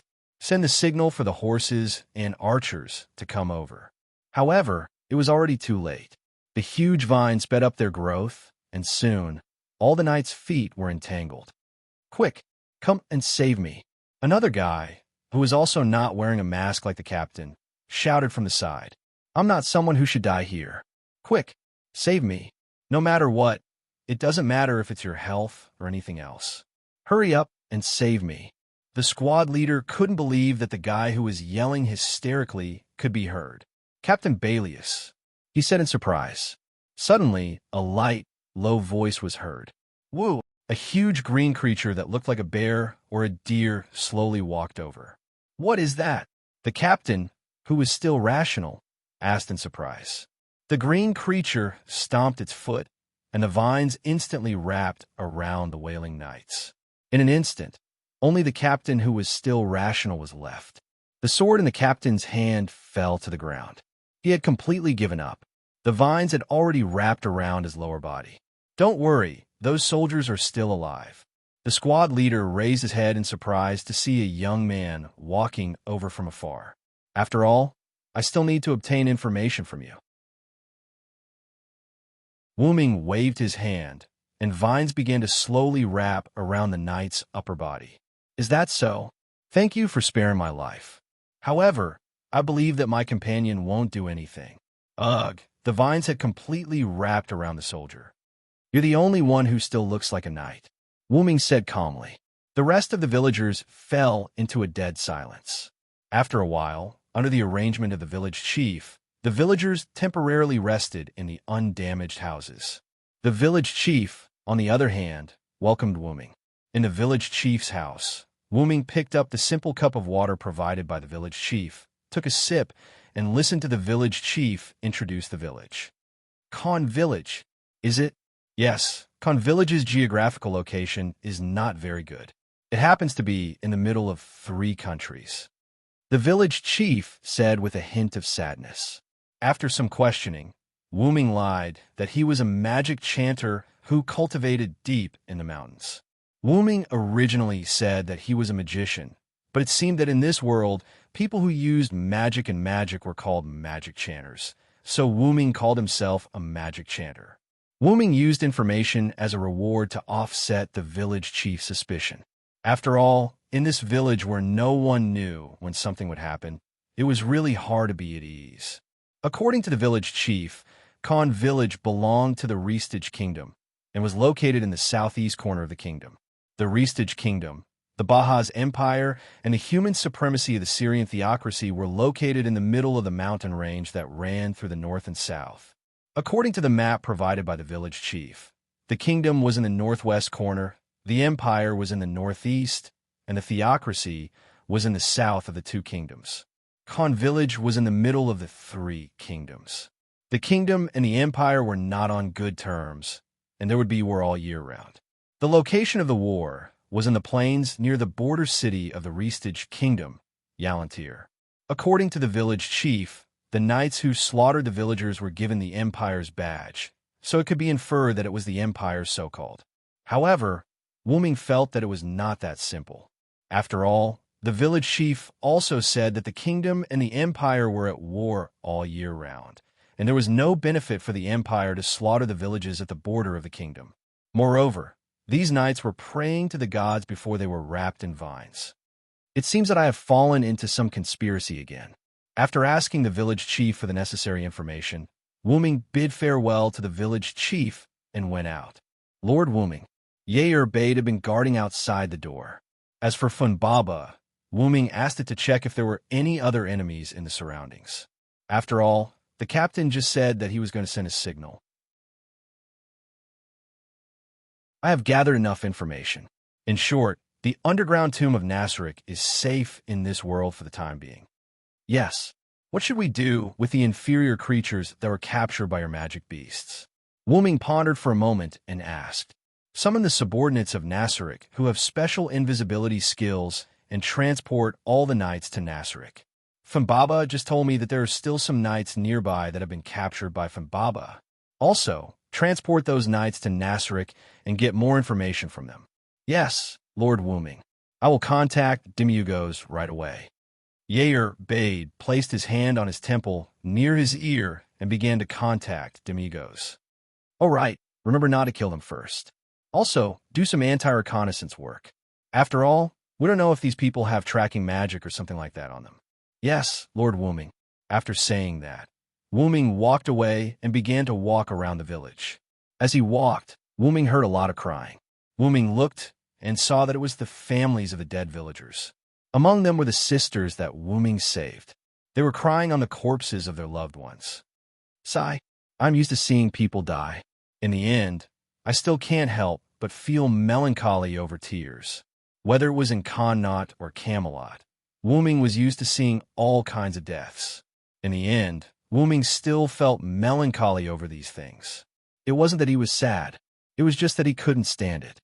I remember that your name is Only, right? Wuming half squatted in front of the sister that Wuming saved. Yes, Lord. The girl named Only choked and said, Don't cry. In any case, I am a powerful magic caster. I have a way to revive your loved ones. As soon as he said that, the villagers who had lost their loved ones all knelt on the ground and begged Wuming. Lord Villo, please save my son. Lord Villo, please save my sister. All right, all of you get up. Move the villagers' corpses to an empty space. Hearing that, the villagers started to move. Yair Bade, who had finished talking with Demirogoth, walked over and asked Wuming in confusion. Lord Villo, are you going to use a rare resurrection tool to revive these lowly worms? Hearing that, Wuming couldn't help but laugh. All right, Yair Bade. Although I'm not a human, I like humans very much. Moreover, I'm going to use the resurrection magic that I have learned. I will not use a resurrection tool. Besides, I don't have one, but Lord Villo, all right, Bade. Wuming interrupted Yair Bade's speech.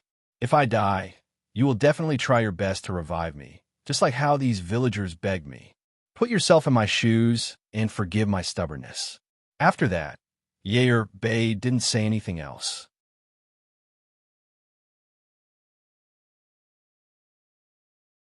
Chapter 36. The villagers had already moved the corpses to the village square. Everyone made way for Wuming and waited quietly for him to cast the spell. Although I also learned a resurrection spell because of interest, I have never tried it before. I don't know if it will work on these villagers. Wuming shook his head and walked forward. The sixth order spell, Angel's Return. Wuming accidentally saw this spell in Nazarik's library. In the Yggdrasil World Tree, magic was divided into 10 levels. There were 1st to 10th level spells. In Yggdrasil, there was also a supreme level spell, which was the 11th level spell. Supreme level spells were more like skills than magic. There were many restrictions. Not only did it take time to cast, but there's also a limit to the number of times it could be used per day, and it could not be cast continuously. The cooldown after casting could not be offset in Yggdrasil. Whether it was a Krypton item or something else, it could not offset the cooldown time. Of course, these were all obtained from Wuming's data memory. Wuming chanted the name of the spell, waved his hand, and a holy light rose into the sky. The light shot into the sky and gathered into a large sacred cloud. The cloud transformed into the appearance of an angel. A large number of sacred white feathers slowly fell on the villagers' corpses and integrated into the villagers' bodies. The angel made a sacred and indescribable sound toward the sky and dissipated. After the villagers' corpses merged with the feathers, the wounds on their bodies disappeared, and their skin color changed from pale to healthy. Under the villagers' excited eyes, the corpses that were originally lying on the ground opened their eyes one by one.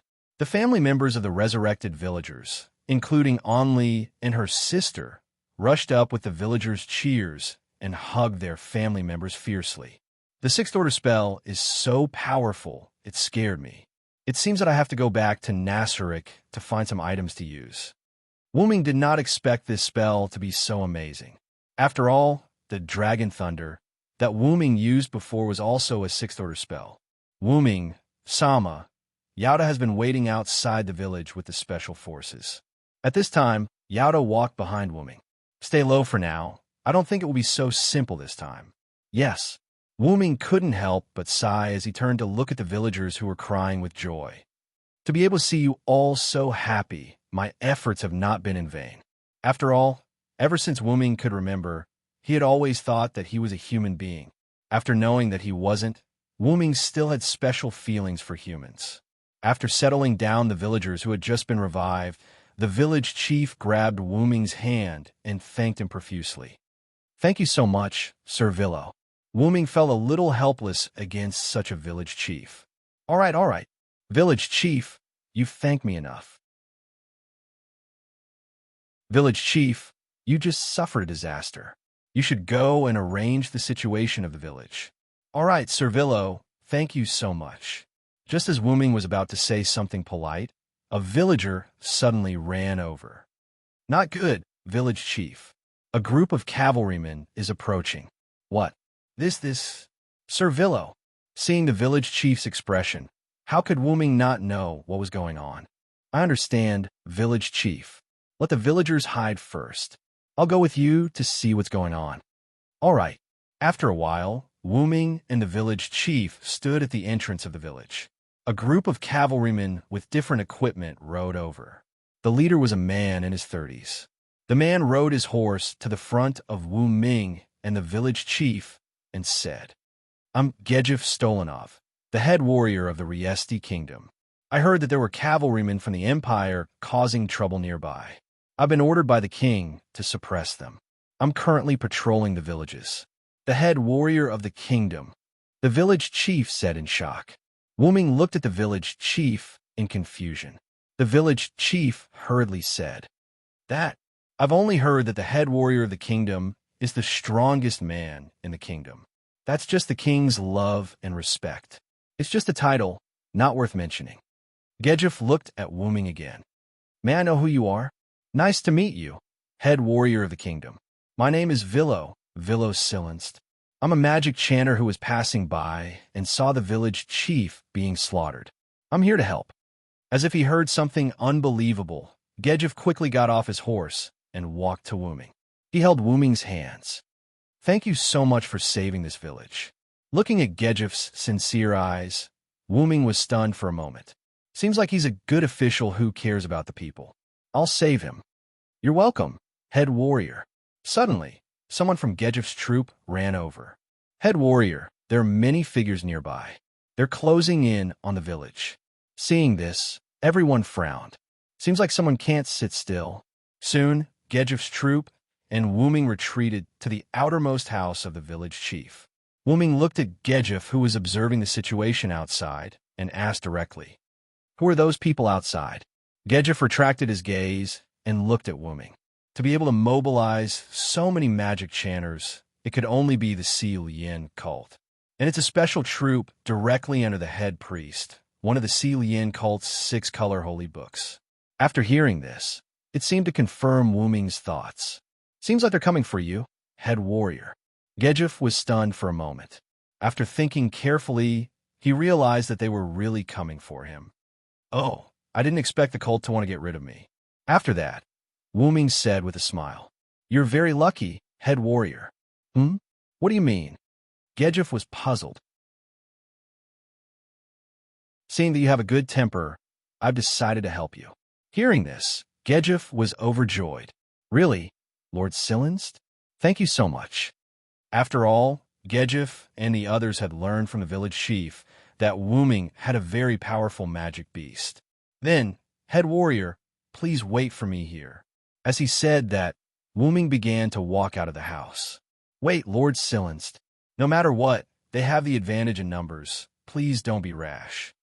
Good Gejif still felt that it was better to be cautious and advised Wuming. Don't worry, head warrior. Also, just call me Villo.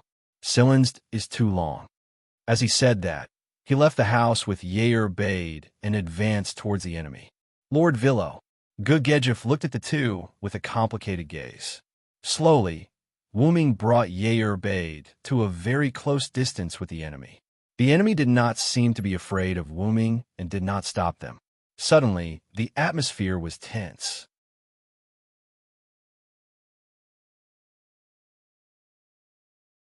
Chapter 37. Negan Gullible Lewin. As the head sergeant of the Light Scripture, one of the 6 color scriptures of the Si Lien theocracy, Negan never thought that he would fail or die in a place like this. After all, he was the head priest of the Light Scripture. The report said that the knight who was wrapped in vines was killed by the demonic beast under the command of that man. Negan looked at the man and woman walking over and immediately gave an order. Attack! The other priests immediately took action. The mechanical creatures that looked like angels raised their lightsabers and flew towards Wuming and Yair Bade. However, when these angels approached the two, they were destroyed by an invisible attack. They turned into starlight and disappeared in the air. What? Not only was Negan shocked, but the other priests were also shocked.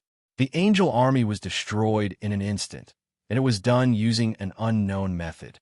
A sense of crisis rushed into Negan's mind, and he immediately summoned the High Angel, the Surveillance Angel, to go forward and meet the attack. Surveillance Angel. After hearing the order, the angel floating behind Negan, who was much bigger than the other angels, summoned a staff. Under Wuming's slightly crumbling expression, the Surveillance Angel used the short staff to smash down on Wuming. That's right, it smashed down with the short staff. Pong! Wuming grabbed the short staff and said with a forced smile, summoning a staff to smash people. I don't know what to say anymore. While everyone in Negan was shocked that Wuming caught the Surveillance Angel's attack with one hand, Wuming pointed at the angel in front of him. Heavenly fire. In the blink of an eye, the Surveillance Angel was completely enveloped by a large amount of holy light golden flames until everything was reduced to nothingness. What? The High Angel was hit in one hit. Negan couldn't believe his eyes. Wuming had been through so much, but he didn't have many means of fighting. When he was in Ireland and Britain, Wuming only relied on his own martial arts and the noble phantoms in his hands, namely the powerful X-Silver, Meteor Silver, and Yggdrasil, that could control plants and vitality, and some loon magic. In Babylon, Wuming, who transformed into a dragon, relied on the power of faith of the Babylonians. After all, after Wuming left, faith could no longer be used. That was the limitation of faith. The root dragon that was not in Babylon was no longer the Babylon Hyunryong, but the legendary root dragon. That was the limitation of faith. After that, Wuming came to this world.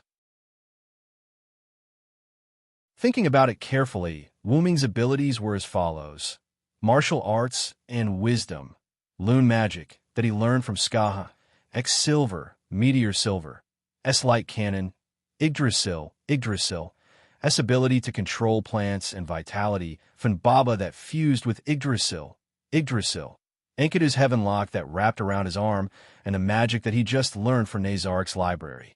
Ignoring his martial arts and noble phantoms. In a situation where he was empty-handed, other than the loon magic and the magic that he just learned from Yggdrasil, World Tree Game, he had no other means of attack. Funbaba was included in the noble phantoms. Enkidu was still in a deep sleep because he was not used to the space-time tunnel. Although he was in a deep sleep, Wuming could still use Heavenlock. The loon magic required the engraving of the loon runes before it could be activated. The invisible attack from before was the magic that Wuming engraved on the way here. Therefore, the only magic that could be used now was the magic in Yggdrasil, World Tree game. After all, the first to 10th tier spells were all instantaneous. With Wu Ming's magical power as the root dragon, even if he was a young root dragon, his magical power was incomparably huge. At the very least, it would take him more than a year to continuously cast a 10th tier spell before he ran out of magical power, and that was excluding the fact that Wu Ming could recover his magical power. Logically speaking, Wu Ming should not be able to learn the magic of Yggdrasil, World Tree. After all, Wu Ming was not a player. It seemed that it was because of the bloodline of the root dragon. As long as there was a grimoire or someone to teach him, learning the magic of Yggdrasil, World Tree, was very easy for Wu Ming. By the way, although Wu Ming was often injured, the body of a young root dragon was actually abnormally tough. If Artoria wanted to break through Wu Ming's defense with Excalibur, she would have to use her noble phantoms. Moreover, that was only breaking through his defense. If she wanted to seriously injure Wu Ming, she would have to use an unknown but abnormally powerful black gas like Morgan Le Fay. Of course, ever since he was corroded by the black gas, Wu Ming's resistance to things like poisons and curses had basically reached the limit. To put it simply, regardless of the level of the poisons or curses in the world, they could no longer affect Wu Ming. This was the characteristic of the root dragon that was born from the root of all worlds. Otherwise, those that could transform into dragons would be called root dragons. For example, special abilities such as traveling through space and time without being affected, and learning the magic of Yggdrasil, World Tree, that should not be able to learn, were all brought about by the bloodline of the root dragon. Don't worry. If this thing doesn't die after being hit by a Tier 9 magic, I'll have to look at it in a different light, Wu Ming said with a wave of his hand. Although Nasaric was an alien guild, the spells that the members of the guild organized were not only of the Dark series. The Skyfire, just now, was a Faith-type spell. Although it was strange to use Faith-type magic to attack an angel, Wu Ming did not think too much about it. The Skyfire spell had a special ability that increased its attack power on non-human enemies. In Yggdrasil World Tree, apart from races such as humans, elves, and dwarves, demi-humans, aliens such as orcs, goblins, ogres, vampires, bugmen, demons, and dragons all had attack power. Coupled with the support of Wu Ming's powerful magic, how could a mere level 45 monster withstand it? That's right, Yair Bade was the one who told Wu Ming the monster's level. According to Yair Bade, there were such monsters in Yggdrasil, World Tree. Is it a coincidence, or... Wu Ming pondered. What? Tier 9 magic? How is that possible? Negan shouted as he broke down. Mama, calm down. You're the leader of these priests after all, Wu Ming said with a smile. Impossible. How can anyone know a Tier 9 magic? Negan seemed to have broken down as he took out a crystal from his pocket. Item? I remember that crystal item seems to be used to seal spells from the 1st to the 10th level. After thinking for a while, Wu Ming swung his arm and a silver chain flew out from Wu Ming's palm. Before Negan could react, the chain snatched the crystal item from Negan's hand. After putting away Enkidu, Wu Ming looked at the item in his hand and then tossed it to Yair Bade, who was beside him. Go back and see what's inside. Yes, Lord Villo. Then, Wu Ming looked at Negan's group. As for you, Just as Wu Ming was about to say something, the sky shattered like a piece of glass in front of Wu Ming's group. Just in case, I even learned a high-level counterintelligence spell called Mirror Reflection. The Motherland is spying on me. Negan was in disbelief. Wait. Negan suddenly shouted as if he had broken down. Sir, no. My lord, no, I'm fine by myself. Please let me go. I'll give you any amount of money. I beg you. Don't embarrass yourself here, lowly creature. Yair Bade suddenly shouted. The only thing you can do now is to quietly kneel on the ground and gratefully accept Lord Villo's gift of death. Low-class creature, Purgatory said in an uncertain tone. Since Yair Bade said so, Wu Ming closed his eyes and opened them again. A golden vertical pupil appeared in Wu Ming's eyes. Accept your fate, lowly creature.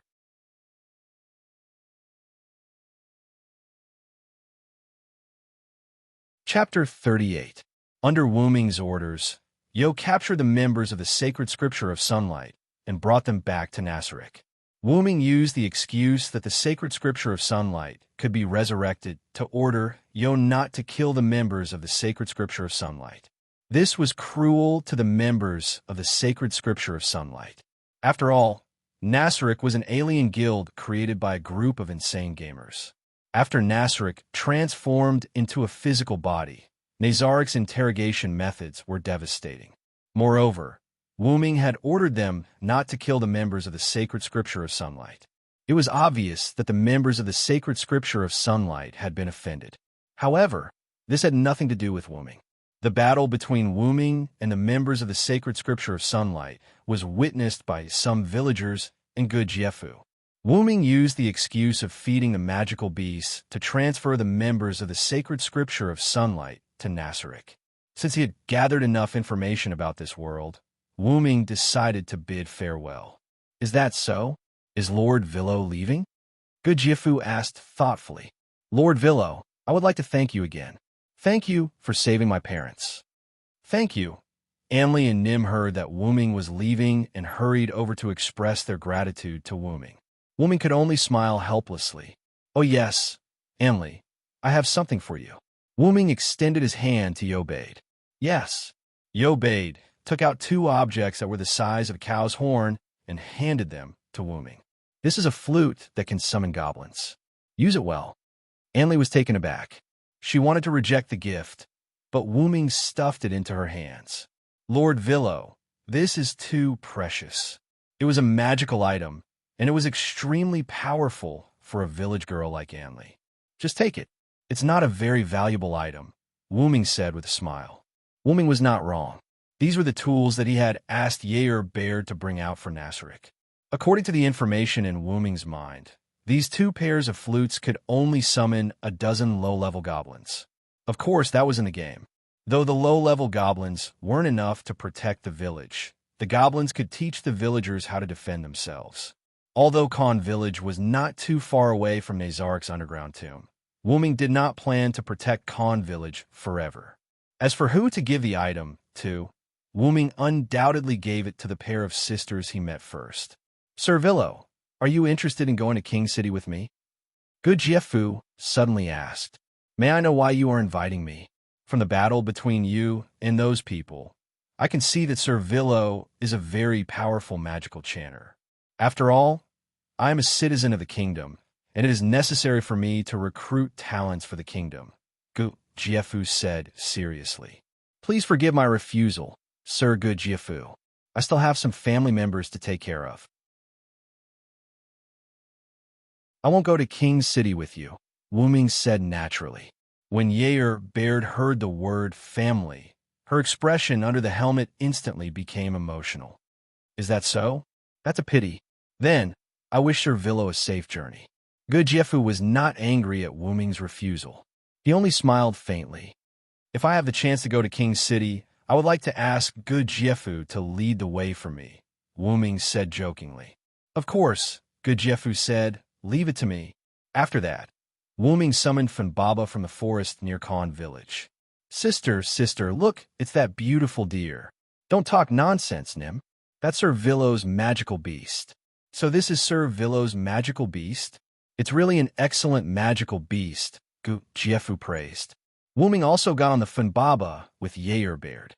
He waved at Gu Jiefu, Onli, and the others and walked into the distance.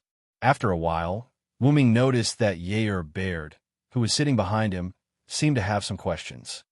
What's the matter, Yair Baird? Yair Baird hesitated for a while and asked, Sir Wu Ming, do you like humans very much?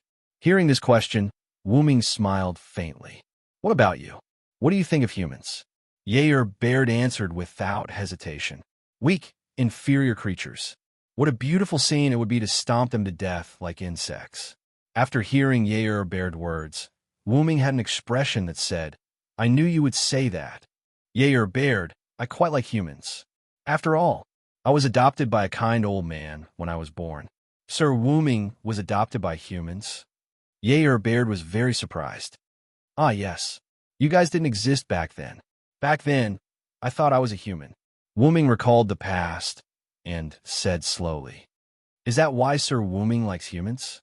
Not only that, Yair bared. Wuming sat back and sat at the same level as Yair bared. Humans are very mysterious creatures. Their bodies are weak, their strength is weak, and they often fight among themselves. They are vulgar and sad. But humans love life, love peace, are positive, united, and tolerant. Humans are such a strange species. They never bow down in the face of difficulties, never give up, and never retreat. They have the courage to face everything. They know how to learn and know how to create. Even if their innate abilities are insufficient, they will work hard to grow. Wuming looked at Yair bared. Yair bared, I don't expect you to treat humans well. At the very least, don't be so hostile to them. After saying that, Yair bared did not say anything else. Wuming smiled helplessly. Consider it my willful request. What do you think, Yair bared? I understand, Sir Wuming. I'll treat humans seriously, whether it's to kill or to save them, Yair bared said as if he had figured something out. Thank you, Yair bared. Please don't say that, Sir Wuming. Yair bared smiled happily. After coming to this world, you're the only one who's accompanied us. We have to thank you. After hearing Yair bared's words, Wuming seemed to have thought of something and fell silent. I'm sorry, Yair bared. Why are you sorry, Sir Wuming? Yair bared was puzzled. It's nothing. Anyway, let's go home. Wuming gave up on thinking. Forget it. I'll let nature take its course. When Nasrik has established himself in this world, I'll tell them the truth. Yes, Sir Wuming. Under the setting sun, a man and a woman rode on a beautiful beast and traveled slowly.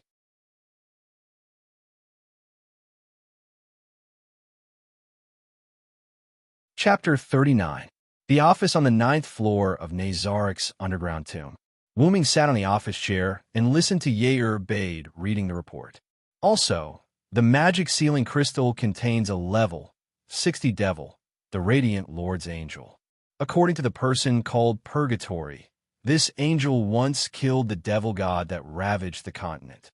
Currently, this is the situation in Nasarik. Please take a look. After Yair bared finished reading, he placed the document in front of Wuming. Celian Cult Nation. 6-color scripture. Wuming picked up the document in his hand and started reading. A cult nation that exterminates all non-human creatures above humans? The Celian Cult Nation and our Nasarik are really incompatible. Wuming rubbed his forehead helplessly. Such a nation was really disadvantageous to Nasarik. Don't come into contact with the cult nation for now. Set up a devil beast near Khan village that can avoid being detected by intelligence magic and has stealth abilities. That's all for now. Yes, you've worked hard, Yair bared. Go back and rest. Wuming leaned back on the chair and said to Yair bared, How could that be? Lord Wuming, as long as it is for the sake of Jizun, the person I love the most, I will do anything, seeing that Bedford had turned into an infatuated girl again. Wuming couldn't help but turn his head away. I still want to complain. What's with Yair bared's broken character? Suddenly, a charming voice traveled into the room. Excuse me. Satya pushed open the door and walked in. Satya, what's the matter? Wuming asked curiously. I'm here to admire Lord Wuming's majesty, Satya said with an infatuated expression. Oh, is that so? Then you should be satisfied. Satya, you can leave now. I still have important matters to discuss with Lord Wuming, Yair bared said expressionlessly. Aya, old woman, you're so annoying. Are you in such a hurry because it's past its expiration date? Satya said with an I knew it expression. Then is there anything else on your body that can be eaten? You're like a bunch of food samples. In fact, Yair bared looked at Zacia's chest. I'll kill you, old hag. Who are you calling past their expiration date? Bastard. Wuming slammed the table as he watched the dark Yeni duel. All right, you two shouldn't quarrel as soon as you see each other. Speaking of which, why don't I know what Satya is going to do? Wuming asked. It's like this, Lord Wuming. I'm about to leave for battle and meet up with Sebastian. It will be difficult for me to return to Nasarik for a while, so I'm here to pay my respects to you. It seems that Yair, Bade, and Demiugos had discussed and sent some people to gather information. Wu Ming thought, "This is the first time you've come into contact with this world. You must be careful in everything you do," Wu Ming said earnestly. "Yes, Lord Wu Ming. Then, I'll take my leave first." Following the sound of the door closing, Satya left the office. "Lord Wu Ming, what are you going to do next?" Yair Bade asked. "I'm going to the treasury to get something." "Yair Bade, go do what you need to do. Don't worry about me." Wu Ming stood up and stretched. "Yes, Lord Wu Ming. However, Demiugos may come back to report something to you later." Yair Bade bowed slightly and said respectfully, "Is that so? Then let Demiugos wait for me here. I'll be back soon." "Yes, Lord Wu Ming." After giving his instructions, Wu Ming teleported to the entrance of the treasury. Wu Ming's dragonist was upgraded into a noble phantasm. Coupled with Wu Ming's constant nourishment, the space inside dragonist was now very vast. In fact, Wu Ming came this time to put all the useful things in Nazarik's treasury into dragonist. After all, Wu Ming didn't want to live a life without anything. It was more convenient to put the useful things directly into dragonist. Wu Ming actually only learned a few spells in Nasarik. The 5th tier Magic Dragon Thunder, the 6th tier Magic Angel's Return, the 9th tier Magic Heavenly Fire, and the Magic Skills Mirror Reflection, Dragon Thunder, and many other high-level spells. They were mainly used to deal with humans. Angel's Return was a low-level resurrection spell without side effects. Wu Ming chose to learn this resurrection spell because he didn't know the performance of resurrection magic, such as the resurrection target's level must not exceed 50, the corpse's integrity, and so on. Heavenly Fire was a large-scale killing spell used to deal with non-human creatures. Mirror Reflection was a high-level passive skill. Passive skills were not divided into levels. They were only divided into high-level, intermediate, and low-level. This skill was not only used to guard against intelligence detection magic, but also had absolute resistance to mind control, mind reading, and other mental attacks. That was the advantage of the game. After all, a game couldn't be so detailed. For the time being, Wu Ming learned these few spells. There were several more practical Wu Ming spells that Wu Ming didn't learn yet. For example, Advanced Item Creation, Advanced Item Destruction, Advanced Item Identification, Portal, and so on. The magic books Wu Ming sorted out before were the magic books for these skills. After Wu Ming talked to Pandora Yakut, the keeper of the treasure vault, he took some of the treasures that were unnecessary or redundant for Nasarik. Because the game has become reality, Wu Ming had no way to know the function of the items in the treasure vault except for the special interpretation items. Fortunately, the staff of Anziwer Gong works. In this way, Wu Ming used the staff of Anziwer Gong to interpret the function of the items one by one and chose some items that were useful to him and did not conflict with the purpose of protecting Nasarik. In the treasure vault, there were other supreme beings' spirit halls. In fact, it was the cenotaph. The last player who stayed behind sorted out the equipment of other players, and those equipment were worn by some stone soldiers. It would automatically attack those who wore the ring of Anziwer Gong. Wu Ming was shocked when he came here. Looking at these somewhat crooked sculptures, Wu Ming felt the players' love for other players, for Anziwer Gong, for Nasarik, and even for Yggdrasil. "Don't worry, since I'm here, I will make it flourish, and I won't let your efforts over the years go to waste." After all, Wu Ming's strength was ready-made, and Nazarik's strength was built by those players.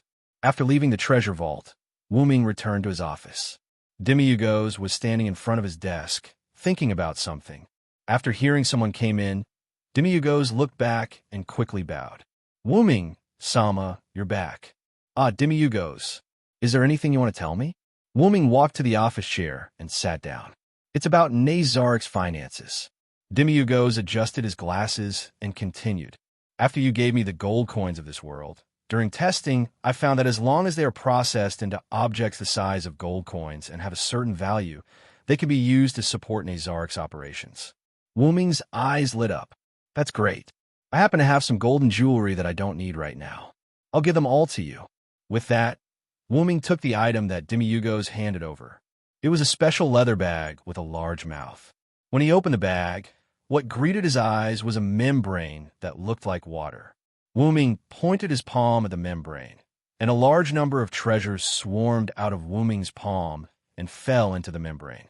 This bag was called the Infinite Backpack, and it was an item in the Yggdrasil game. It could store unlimited items, and the weight of the bag would not change. After a while, Wu Ming sealed the bag and handed it to Demiyugos. Looks like I have to find a lucrative job for Nasrik. Wu Ming began to plan in his mind.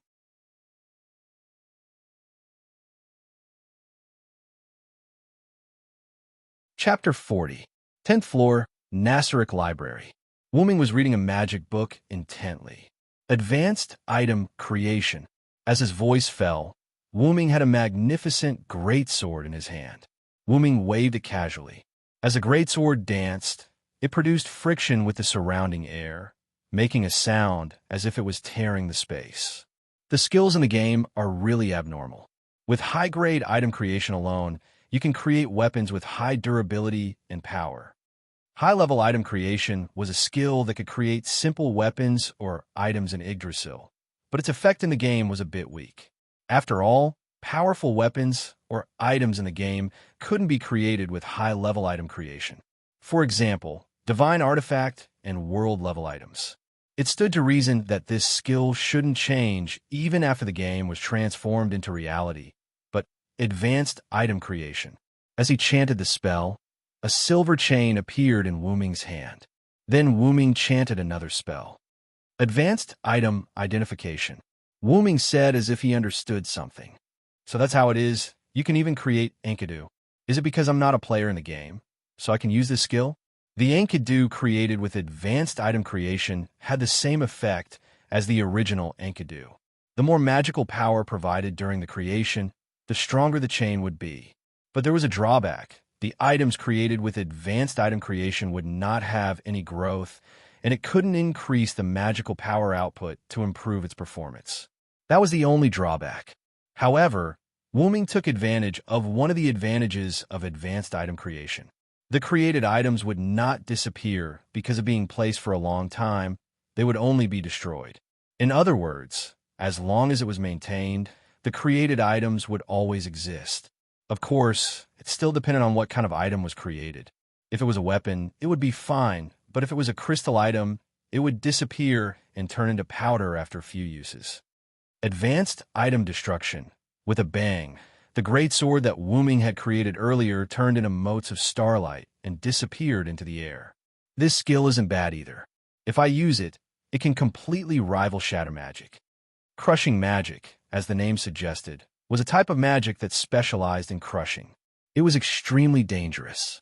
If something went wrong, even the caster himself would be crushed. Well, let's leave it at that for now. Wu Ming put away the fake heaven lock in his hand. Let's go to Yalanter to exchange some gold coins later. 500 gold coins. What do you think? 1,000 gold coins. Don't. Deal. Walking out of the shop, Wu Ming shook the money pouch in his hand. Seriously, this shop owner is really interesting. He actually wants to buy the weapon I created for 500 gold coins. Does he think I'm easy to bully? Wu Ming said in boredom as he looked at the bulging money pouch in his hand. I didn't expect there to be such a thing as platinum coins. Is it worth 10 times more than gold coins? As for whether the shop owner lied to him or not, Wu Ming wasn't worried. After all, Wu Ming found a large shop with a good reputation. Even if he was cheated, Wu Ming still had the means to find a shop owner. It's time to go back. Wu Ming found a rather secluded alleyway. Portal. As the voice fell, a constantly changing black and red circular portal appeared in front of Wu Ming. Without hesitation, Wu Ming walked in. In a conference room similar to a luxurious living room, a group of guardians sat there discussing something. A constantly changing black and red circular portal appeared in the room. A group of guardians immediately stood up and put on a respectful look. Wu Ming walked out of the portal. Wu Ming-sama. Wu Ming waved his hand, stopped the guardians from saluting, and sat on the main seat. Clatter! With the sound of gold coins colliding, a bag of platinum coins fell on the table. Dimyu goes, "These are the platinum coins I got from your aunt here. You can test them later." "Yes, sir." Dimyu goes reached out and put away the bag of platinum coins. "Y'all, have you finished modifying the villager's memory?" "Yes, Sir Wuming, Sama, but because you made a lot of noise that day, I followed your order and modified some of their memory." Y'all raised his hand and replied with a smile. "Okay, Khan Village is like this for the time being. Remember to send some troops to lurk near Khan Village. They don't need to be strong, but they must be good at hiding." "Yes, Sir Wuming Sama." "Malay, has Nazark's concealment been completed?"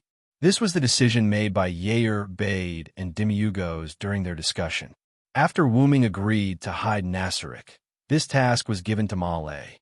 Yes, Sir Wuming. Nazark's surroundings are hidden with soil and trees. The sky is also hidden with illusions. There should be no problem, Malay said weakly. Yair bade. Keep in contact with Zaisha and Sebastian. If anything happens, retreat immediately. Yes, Sir Wuming. Don't worry. Yair bade smiled sweetly. However, when Wuming saw this smile, he remembered Yair bade's infatuated nature. Ahem, I'm going to the royal capital. Yes, I'll immediately prepare the guards to accompany you. Yair bade's smile changed and said seriously, There's no need for the guards. I'm going alone. When Wuming said this, the guardians were unhappy. Please reconsider, Sir Wuming. Please bring some guards, Sir Wuming. The supreme honorable safety is the most important. Sir Wuming, please reconsider. Hearing everyone's words, Wuming smiled bitterly. All right. I'll choose someone for Nasarik to bring along. Wuming looked around at the guardians and saw the worry in their eyes. You guys were originally NPCs. Is the supreme honorable's life force after becoming physical? You guys are really like a group of children who can't grow up. To be honest, Wuming already had a sense of belonging to Nasarik. After all, Wuming had been on the move ever since he left the ordinary world where he had nothing to worry about. From the country of shadows to Connaught, from Britain to Babylon. Although he stayed in some places for longer periods of time, Wuming was still a passerby. And it was unintentional that he came to this world. Really, I'm a little envious of the players of Ains Wugong. If only I could travel through time with Nasarik. That's right. Wuming seemed to have thought of something and suddenly stood up. What's wrong, Sir Wuming? Yair bade looked at Wuming with a worried face. The other guardians also looked worried. Sorry, I just thought of something. That's all for the meeting. I'll take my leave first. After saying that, Wuming hurriedly opened the portal and stepped in, leaving a group of guardians staring at each other in bewilderment.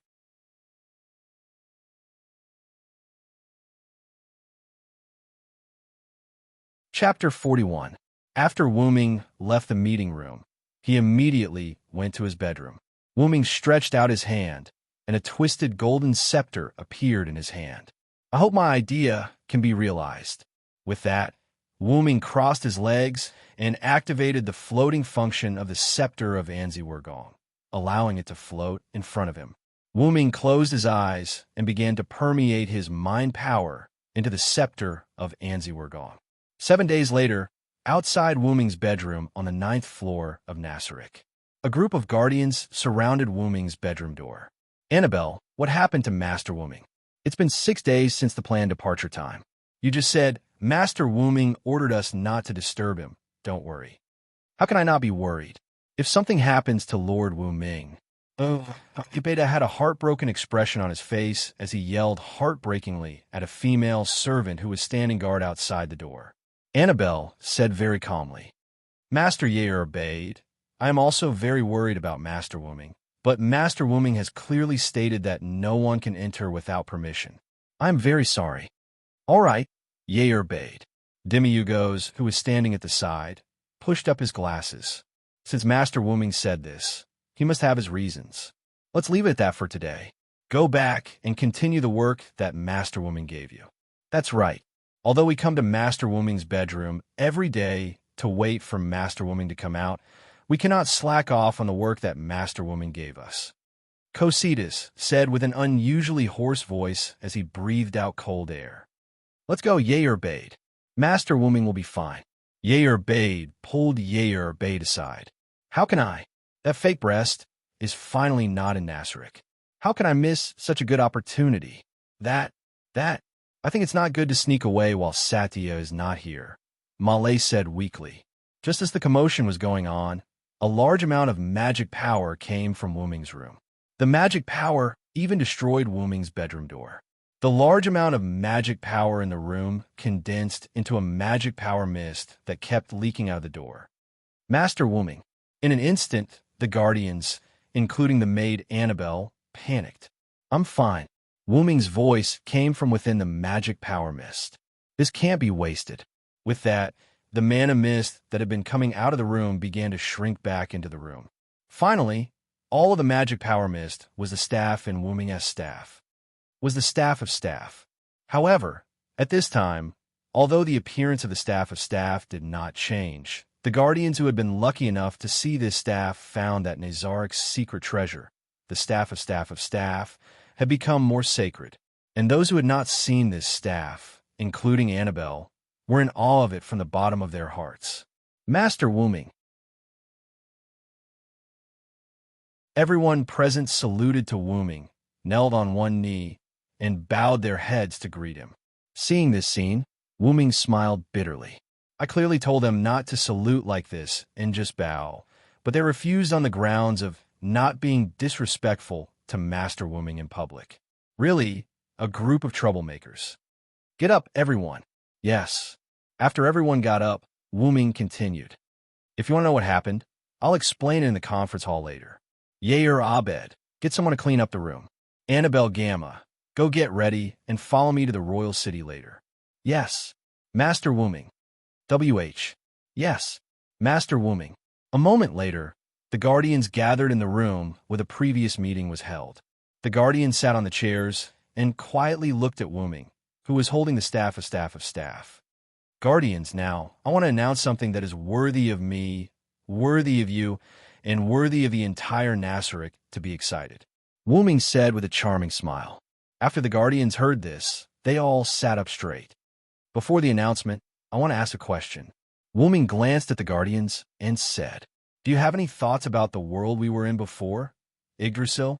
As soon as these words came out, the guardians' bodies tensed up. The guardians stood up together, knelt on one knee, and bowed their heads.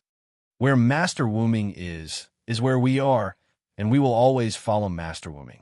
Now, we have the ability to travel to other worlds, and this ability is the treasure of Nasrik that I have, the staff of staff. All the guardians' eyes lit up. However, this was Wuming's lie. Unfortunately, we can't choose the worlds we can travel to. Then, Master Wuming, you mean that the first world we travel to might be Yggdrasil, and the last world we travel to might be Yggdrasil?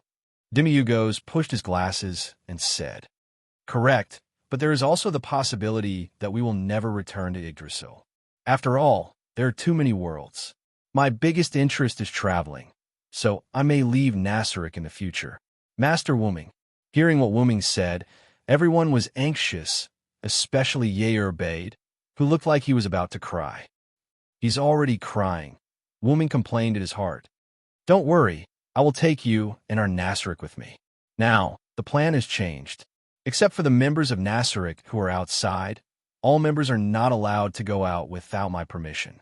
Use message to inform Sebastian and Zaisha to collect the necessary information as soon as possible and return to Nasrik as soon as possible.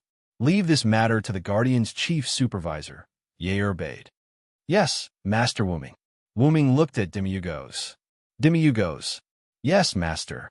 Raise the alert level of Nasrik again to beyond the highest alert level. I believe that as the commander of the Guardians, you will be able to do it well.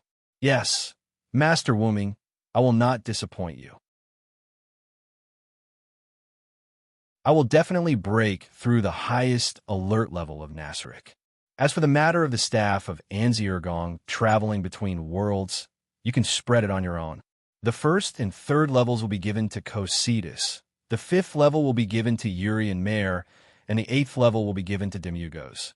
After completing the corresponding task, stand by. Dismissed. Yes, Master Wuming. After a flash of light, Wu-Ming left using the staff of Anzi-Ergong's teleportation function. The Guardians quickly took action, and Nasric ushered in a big change. At this moment, Wu-Ming and Annabelle were walking on the road to the royal capital.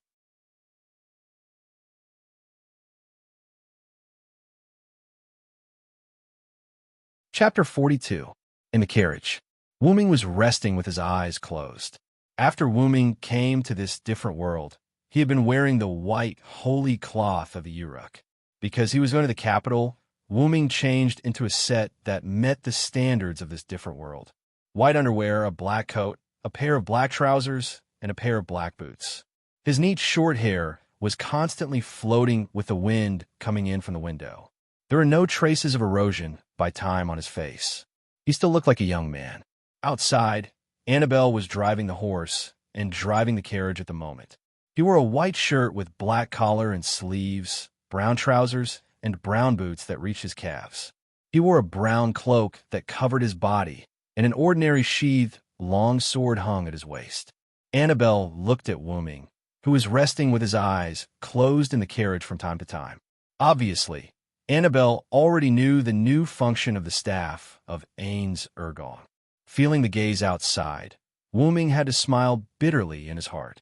I didn't expect them to be so surprised after knowing that Nasric can travel between worlds.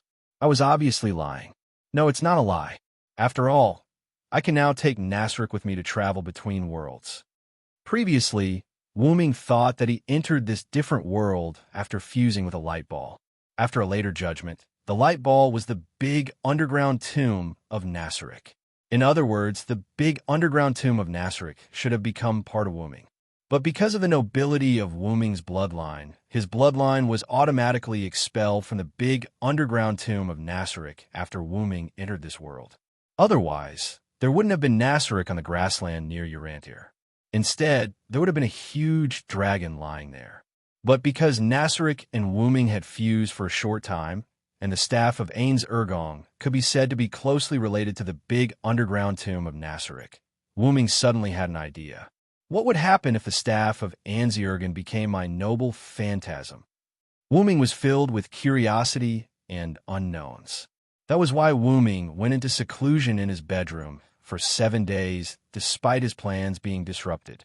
These 7 days were used to upgrade the staff of Anzi-Ergong into a noble artifact, as Wu-Ming had fused with Nazark's underground grave for a short period of time. The time it took for Wu-Ming to transform the staff of Anzi-Ergong into a relic was much shorter than the time it took for other relics to evolve. After the staff of Anzi-Ergong was transformed into a relic, it had 2 abilities. Firstly, it was because the staff of Anzi-Ergong had a large number of magic skills. After it was upgraded to a noble relic, it became a super weapon that could release tens of thousands or even hundreds of thousands of magic spells. Secondly, Anzi-Ergong Guild stronghold was located in the underground graveyard of Nasric. The staff of Anzi-Ergong was the guild weapon of Anzi-Ergong Guild. If the guild weapon was destroyed, the guild would be forcefully disbanded. The guild weapon had the highest authority in the guild. After the staff of Anzi-Ergong was upgraded into a noble relic, its ability became to store the underground graveyard of Nasric into the staff of Anzi-Ergong. It could also form an enchantment that eroded the world and summon the underground graveyard of Nasric to its master in the form of magic. In short, it was the reality marble of the world in the shape of the moon. The magic that could instantiate the scenery in one's mind was called reality marble. Once the reality marble was activated, it would change the surrounding space into a completely different scenery, shaping the caster's mind and eroding the real world. That was why Wu-Ming said that the staff of Anzi-Ergong could allow the underground graveyard of Nasric to travel between worlds. However, what I care about is the second ability of the noble relic, the staff of Anzi-Ergong. The biggest advantage of the reality marble was that everything in the enchantment was immortal. The people or things in the Nazark's underground graveyard were killed or destroyed, and they would only turn into magic residue, drifting away with the wind, and it had no effect on the people or things themselves. Even if they were destroyed, killed, or even destroyed the entire reality marble. As long as the caster had enough magic power, he could summon them again. In that case, Wuming could use the second ability of the Staff of Anziergen without worrying about the Guardian's safety. That's great. Wuming couldn't help but say what was on his mind. What's wrong, Wuming-sama? Annabelle, who was outside the carriage, couldn't help but ask. No, nothing. Wuming smiled helplessly. Then he remembered something and said, Didn't I tell you to call me Villo-sama? Villo there answered. The carriage stopped. Yes, Wuming-sama. Annabelle instantly ran to the carriage, knelt on one knee, and said with her head down, It's Villo, Mr. Villo. Wuming raised his voice and shouted, Yes, Mr. Villo-sama. Wuming was silent for a while. Forget it, just call me that. Let's move on. Yes, Mr. Villo-sama. Wuming felt like the glass in his heart was broken. Wuming-sama, we're here. Hearing Annabelle's words, Wuming opened his eyes. He poked his head out and looked at the slightly plain gate of the royal city. We're finally here. In fact, Wuming was a little anxious about coming to the royal city before he upgraded the Staff of Anziergen into a noble artifact. After all, Nasaric wanted to survive in this world, and it was inevitable that he would have to deal with the natives of this world. However, after finding a way to take Nasaric out of this world, Wuming was not so anxious about Nasaric taking root in this world. After all, there's no world that Nasaric likes to move to, so it's better to take root in this world for the time being. That was Wuming's thought. Let's go, Annabelle. Find a hotel to stay first. Yes, Mr. Villo-sama. Wuming was speechless. Soon, Wuming and Annabelle stayed in a good hotel with the little money they had left. Because when they were in Khan Village, Good Jiafu once said, If Mr. Villo wants to come to the royal city, please come to me and let me do my best. After recalling the address mentioned by Good Jiafu, Wuming took Annabelle to Good Jiafu's residence. It was a very ordinary house without any special features. Except for Annabelle, who was slightly dissatisfied, Wuming felt that this house was good. Wuming stepped forward and knocked on the door. After waiting for a while, no one responded. It seems that Good Jiafu is not at home. Forget it. Let's go back to the hotel first, Annabelle. A mere bug can make the supreme wait like this. Mr. Villo-sama, please rest assured that I will personally tie it up and bring it to the hotel. With that said, she was about to raise her hand to cast magic on the house. Wuming was just about to stop Annabelle, and suddenly a voice that was quite familiar to Wuming came from a distance. Are you, Mr. Villo-sama?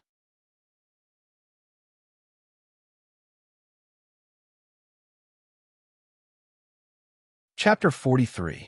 Wuming looked at the source of the voice. A strong man in his 30s stood there in plain clothes. Long time no see, Sir Good Jiafu. Wuming waved and smiled. Please forgive me for not being able to entertain you at my humble abode. Good Jiafu put 2 glasses of water in front of Wuming, who was sitting. Isn't this proof of Sir Good Jiafu's integrity? Wuming didn't mind and took a glass of water to drink. Annabelle, don't stand there. Sit down and drink a glass of water. This is an order. Yes, Villo-sama. Annabelle, who was standing behind Wuming, had to sit down after hearing Wuming's order. As for the address, after Wuming thought about it again and again, he still let Annabelle call him sir. After all, Mr. Razin was stranger than Razin. Thank you again, Villo-sama. If it weren't for you, I would have died in Khan Village. Looking at Good Jiafu, solemnly thanking him, Wuming waved his hand casually. You're welcome, Sir Good Jiafu. I have to trouble you to come to the capital this time. Good Jiafu was taken aback and then smiled bitterly. I thought Sir Villo came to me to introduce you to the king. It seems that I'm flattered. Then he looked serious. So, Sir Villo, what's the matter? Wuming stretched out his hand, and a 3-fist-sized rectangular gray-black metal appeared in his hand. This is steel? Good Jiafu was more excited after seeing it. Yes, that was the pure steel block created by Wuming with advanced item creation. Not only the shape was good for forging weapons, but the density was also higher than the steel produced in this world. Such a large piece of finished steel. Is Sir Villo here to sell this piece of steel to me? Wuming smiled. No, Sir Good Jiafu. I'm here to do business with you. I have a lot of finished steel blocks of this size. Wu Ming put the steel block on the table. I wonder if Sir Good Jiefu will be able to eat it. Good Jiefu thought for a while. If there are really a lot of them, I can't make the decision. How about this, Your Excellency Villo? It just so happens that Her Royal Highness is looking for me. Let me bring you to see Her Royal Highness. Oh, could it be the Golden Princess who proposed many wise policies in the kingdom? Wu Ming's eyes flashed. Yes, it's Her Royal Highness, the Golden Princess. What do you think? Of course, no problem. Although he said so, Wu Ming thought in his heart, can a princess come up with so many outstanding examples? I feel like there's something wrong with her. Soon, Wu Ming and Annabelle were taken to a villa near the palace by Good Jiefu. Although it was called a villa, it did not look luxurious. Instead, it gave off a simple feeling. After following the servant to the living room, Wu Ming and Gu Jiefu chatted while waiting for the arrival of the Golden Princess. Annabelle, who was standing behind Wu Ming, was somewhat unhappy. She said something like, "A mere insect dares to make Lord Wu Ming, a supreme expert, wait. This subordinate will definitely make her pay the price." Although Wu Ming deliberately suppressed it, Good Jiefu didn't hear it. After a while, a sweet voice came. "I'm sorry to keep you waiting." Wu Ming looked at the source of the voice. What caught Wu Ming's eyes was the golden blonde hair. The visitor was wearing a white princess dress with other colored decorations. She wore necklace-like ornaments on her neck and forehead, and a golden petite crown on her head. "Sorry to keep you waiting, Mr. Good Jiefu. I heard that you brought someone important, so I prepared a little. It's my fault for not asking Her Royal Highness in advance." After some small talk, Good Jiefu introduced Wu Ming to the princess. "This is the Villo Silensword who saved my life in Khan Village." Good Jiefu then introduced the princess to Wu Ming. "This is the third princess of the kingdom, Lady Lana." The princess looked at Wu Ming. "Thank you, Mr. Villo Silensword. Thank you very much for saving Mr. Good Jiefu." Lana thanked Wu Ming as soon as she came up. "I'm Lana Ter Chardon Lao Van Seve. I'm sorry I didn't see your name on the newspaper." Wu Ming looked at the naive Lana without any change in his expression. "It's my honor to see a commoner like me, Princess Lana," Wu Ming said half-jokingly. "You're funny, Mr. Silensword." Lana covered her mouth and laughed. Wu Ming looked at the beautiful person in front of him and thought. Lana Ter Chardon Lao Van Seve, the third princess of the kingdom of Ristage. She was known for her beauty and wisdom, and was praised as the Golden Princess by the people. But she looked a little like Morgan Le Fay. "So, Mr. Good Jiefu, why did you bring Mr. Silensword to see me?" Princess Lana asked the question in her heart. "It's like this, Your Royal Highness."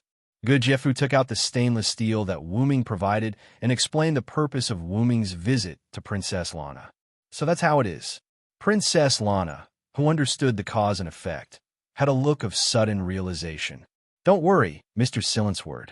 I will help you find a trustworthy merchant. Please allow me to purchase some of your stainless steel as a member of the royal family." Wu Ming didn't have a problem with that. "I don't have a problem with the kingdom buying it all. After all, I'm just a merchant here to sell things, Your Royal Highness." Wu Ming smiled. "Just call me Lana. I believe that a person who saved the kingdom's warrior captain must be a good person." Lana smiled at Wu Ming. This sentence surprised Wu Ming. After all, in Wu Ming's eyes, he wasn't a good person. Whether it was in Connaught, Britain, Babylon, or now Nassarik, Wu Ming was always protecting his own interests. In order to let Maeve let him go, Wu Ming promised Maeve to help him finish the war. In order to protect Britain, Wu Ming had done a lot of dirty things. He had thought of buying goods and murder countless times. In Babylon, with Gilgamesh there, Wu Ming didn't have to do too much for Babylon. However, it was also because Wu Ming couldn't defeat the gods of Sumer pantheon and could only bluff. Otherwise, Wu Ming wouldn't have left with Enkidu who faked his death. In Nassarik, the original Nassarik people were people with a negative sense of justice. Wu Ming didn't ask them to change. He only advised a few people not to be too hostile towards humans. Of course, that was only towards people who were kind. As for people who were full of evil intentions and scum, even if they were killed by the people of Nasarek, Wu Ming wouldn't bat an eye. Wu Ming was such a person who was full of egoism and did as he pleased. Hearing Lana praise Wu Ming as a good person, Wu Ming was a bit absent-minded. Since it's daily, Princess Lana should also call me a Villo. Otherwise, it wouldn't be fair. Wu Ming said, "Yes, Mr. Villo. Well, since they don't have any evil intentions, I don't need to care whether they miss Morgan Le Fay or not. It doesn't affect me anyway." Just like that, Wu Ming's merchant plan was successfully carried out. Just as Wu Ming and Lana were happily talking, a young man came into the room.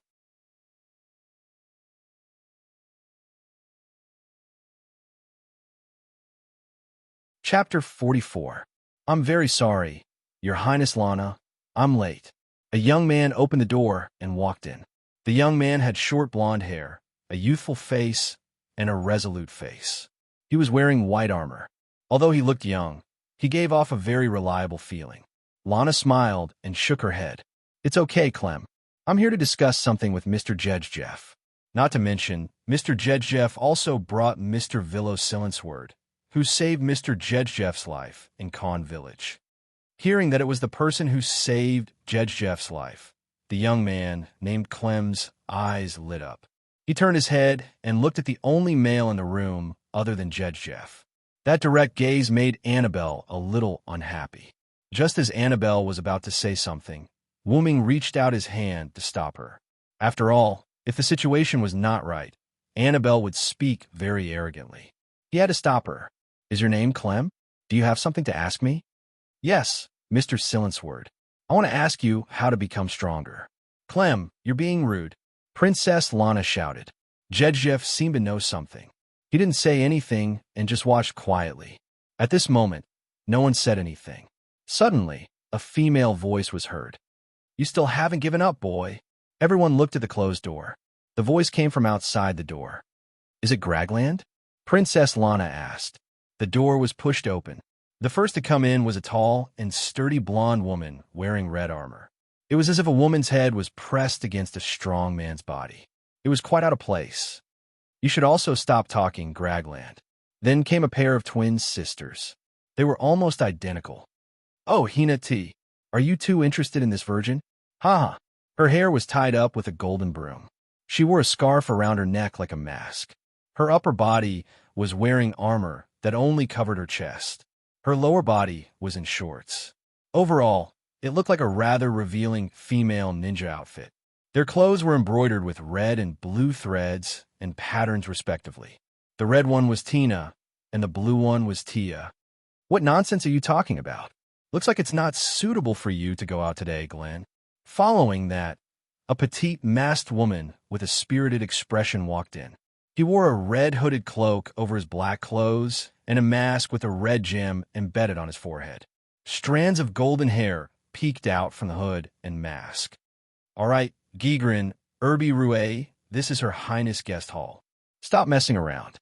The person who spoke seemed to be the captain. She was a beautiful woman with long blonde hair. She wore red tights and a blue skirt. She wore white cloth armor on her chest, a pair of white gauntlets on her forearms, and white protective boots on her calves. "Oh, Hajisai, you're here." Princess Lana, on the other hand, was quite happy to see this woman who seemed to be the team leader. She stood up and ran over to hold Haggis' hand. "Ah, Lana, I'm sorry to disturb you while you're talking to the warrior chief. Let me introduce you. This is the leader of Wild Rose, my friend, Haggis Elba Druindora." "Hello," Haggis said with a smile. "This is Mr. Villo Silensword, the one who saved Mr. Jedjeff's life in Khan Village. Next to him is Mr. Villo's guard, Miss Annabelle. Just call me Villo. I'm not a pedantic person." Wu Ming stood up and greeted Wild Rose's people. "Ha ha, you're so cool. Are you interested in having a go with me, handsome?" Gigrin's rough voice came. "You aphid, don't you know what you look like? You'd better go back to the furnace and be reborn first before you consider whether to serve Sir Villo." Annabelle said mercilessly. "Oh, you look so arrogant. Let's go out and practice."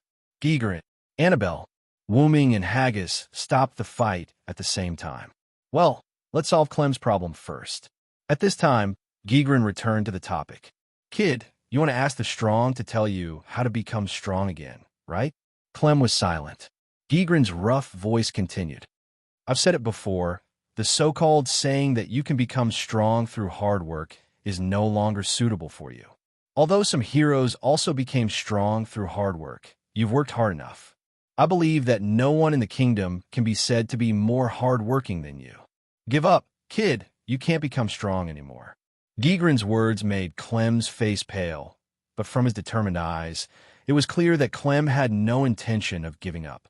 That's true, Wuming said slowly, but there are many ways to become strong. Wuming looked at Clem. Let me ask you, why do you want to become strong? Clem looked at Princess Lana, and then looked at Wuming. I want to become strong, to be able to protect Princess Lana. After that, there was another moment of silence. A moment later, protect? Wuming smiled. Come out with me. After that, Wuming walked out of the room. Annabelle glanced at Clem and followed Wuming. Clem and Lana's faces were filled with joy. Could that handsome guy really make Clem stronger? Let's go out and see, Irby Rouet, who was wearing a mask, said. Rose Tsong and the others followed. In the courtyard, Wuming and Clem stood opposite each other. Don't you need a weapon? Clem asked. Wuming smiled and shook his head. Come at me with all you've got, Clem. Otherwise, you won't have the chance later. Although his words were arrogant, Wuming was not wrong. Then I'll go, Mr. Serenthold. After that, Clem rushed forward with his sword. Clem swung his sword down, but Wuming's body swayed and dodged the attack. Seeing how easily Wuming dodged his attack, Clem swung his sword harder and faster, while Wuming continued to dodge. Clem had already swung his sword a dozen times, but none of them hit Wuming, and Wuming did not even take half a step back. Clem, have you heard of a saying? Wuming kept dodging Clem's attacks and said, when a person is in danger, they will explode with unprecedented power. Yes, I know, Clem replied. After hearing this, Wuming squinted his eyes. Are you ready? Without waiting for Clem's reply, Wuming released his terrifying aura. The magic power emitted from Wuming's body wreaked havoc on the ground around him, causing dirt to fly everywhere. Everyone present, except Clem, felt like they were facing a dragon, and their eyes were full of fear. Clem, who was targeted by Wuming's aura, was unable to move, and fear continued to erode Clem's heart. Let me see your determination to protect.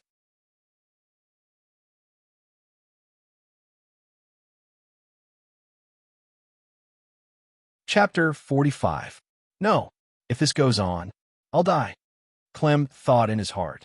I'm going, Wuming said calmly as he raised his seemingly normal arm. He clenched his fist and punched towards Clem at a very slow speed. Although the speed seemed slow to Clem, Clem could feel it. If I get hit, I'll definitely die. Everyone looked at Wuming and Clem nervously. Although the situation was dangerous, they still believed that Wuming wouldn't kill Clem. Her Highness Lana. Feeling his heartbeat, Clem thought about the face of the person he swore to serve for the rest of his life. Suddenly, Clem felt the chain in his body break. Pa-dash! The shackles that restricted his abilities were broken. Wuming's fist wind formed a tornado, sweeping up the dirt on the ground. In an instant, dust filled the air. Lana, Rose Tsong, and the others stared at the dust in the courtyard without blinking, wondering what the outcome would be. Slowly, the smoke and dust dispersed, revealing the figures of two people. Clem. Princess Lana couldn't help but call out. Clem's posture didn't change as he stood on the spot. The sword in his hand was swung forward, held tightly by Wuming's other hand. Wuming's arm that swung out stopped beside Clem's head. Wuming slowly retracted his arm and smiled at Clem. Congratulations, you've broken through your limits. This sentence was like the last straw that broke the camel's back. After Clem heard it, his body couldn't support itself and fell to the ground. Breathing heavily and feeling the pain on his body, Clem looked at the sky. He had never felt the sky was so blue before. Even under my aura, you can still dodge and swing your sword.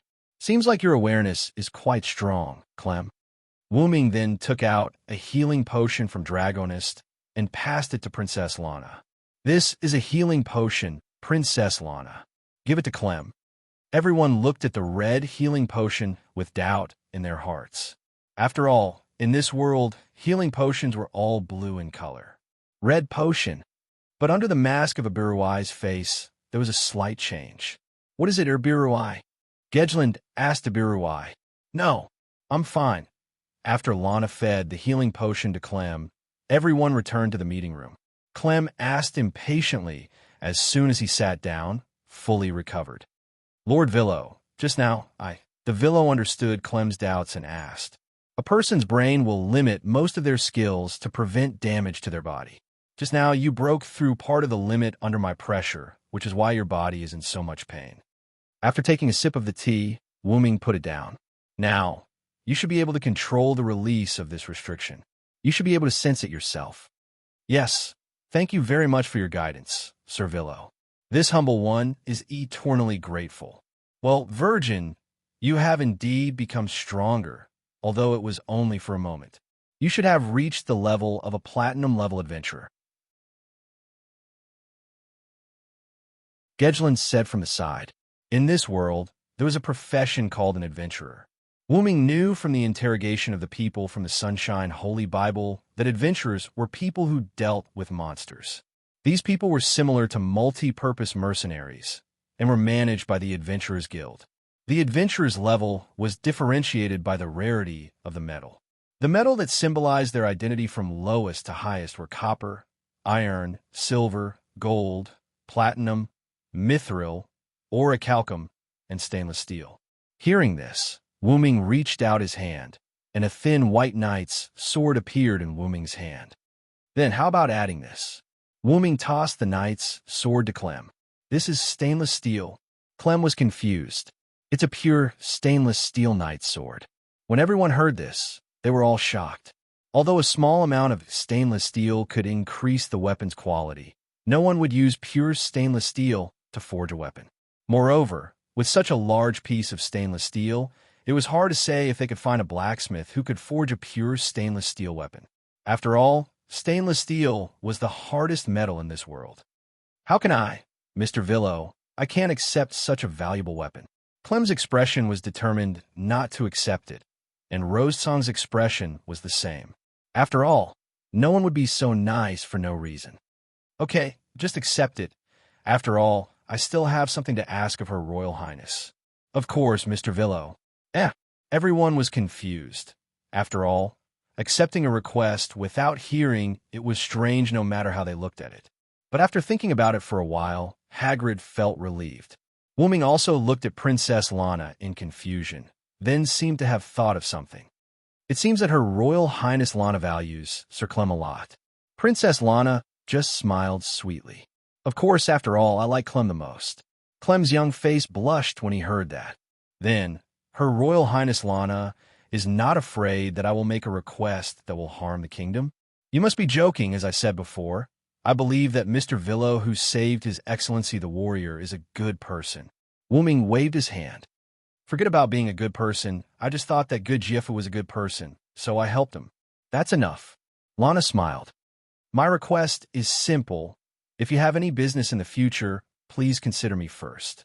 No one in the conference room spoke. A moment later. Is that all, Mr. Villo? Princess Lana asked. That's all. How about it? Can you accept it? Okay, no problem. But, with such a small request, you let me accept such a valuable treasure, Clem was still a little unbalanced. It's okay, Clem. Just accept it. This is a reward for your determination to protect. Wu Ming smiled. Yes, Mr. Villo, I will live up to your expectations, and I will use it well. Clem accepted it quite solemnly. Looking at Rose Song and the others present, Wu Ming looked at Princess Lana. Then that's it for today. I'll take my leave first. Wu Ming stood up. It's really a blessing to talk with you. Mr. Villo's thinking is really advanced. It couldn't be helped. Previously, Wu Ming was discussing business matters with Princess Lana. As they talked, the topic deviated from the main topic. They even talked about the country, policies, and such. Wu Ming even expressed his own opinion, which made Princess Lana very surprised. After all, Wu Ming was a modern person, and his ideology and culture were definitely more advanced. Of course, Her Royal Highness Lana's opinion surprised me, as expected of the Golden Princess. After a while, Wu Ming and Annabelle began to leave.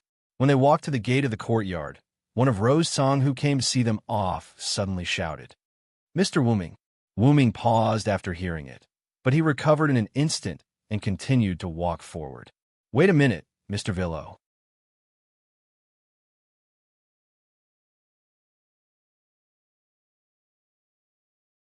Chapter 46. Wu Ming turned his head and looked at the person who spoke. "What can I do for you, Miss Ibiruai?" Ibiruai did not speak. Gedlin said quietly to Ibiruai, "Hey, what's the matter, Ibiruai? Why did you suddenly stop him? Also, who is this Wu Ming that you called out earlier?" After a pause, Ibiruai looked at her and said, "Your Royal Highness, I would like to invite Sir Villo and Sir Gajef to join the plan." "Hey, Ibiruai, Gajef is fine, but why do you want to invite the person you just met for the first time?" "Yes, Ibiruai, I don't agree with this idea." Wu Ming looked at her quietly and did not speak.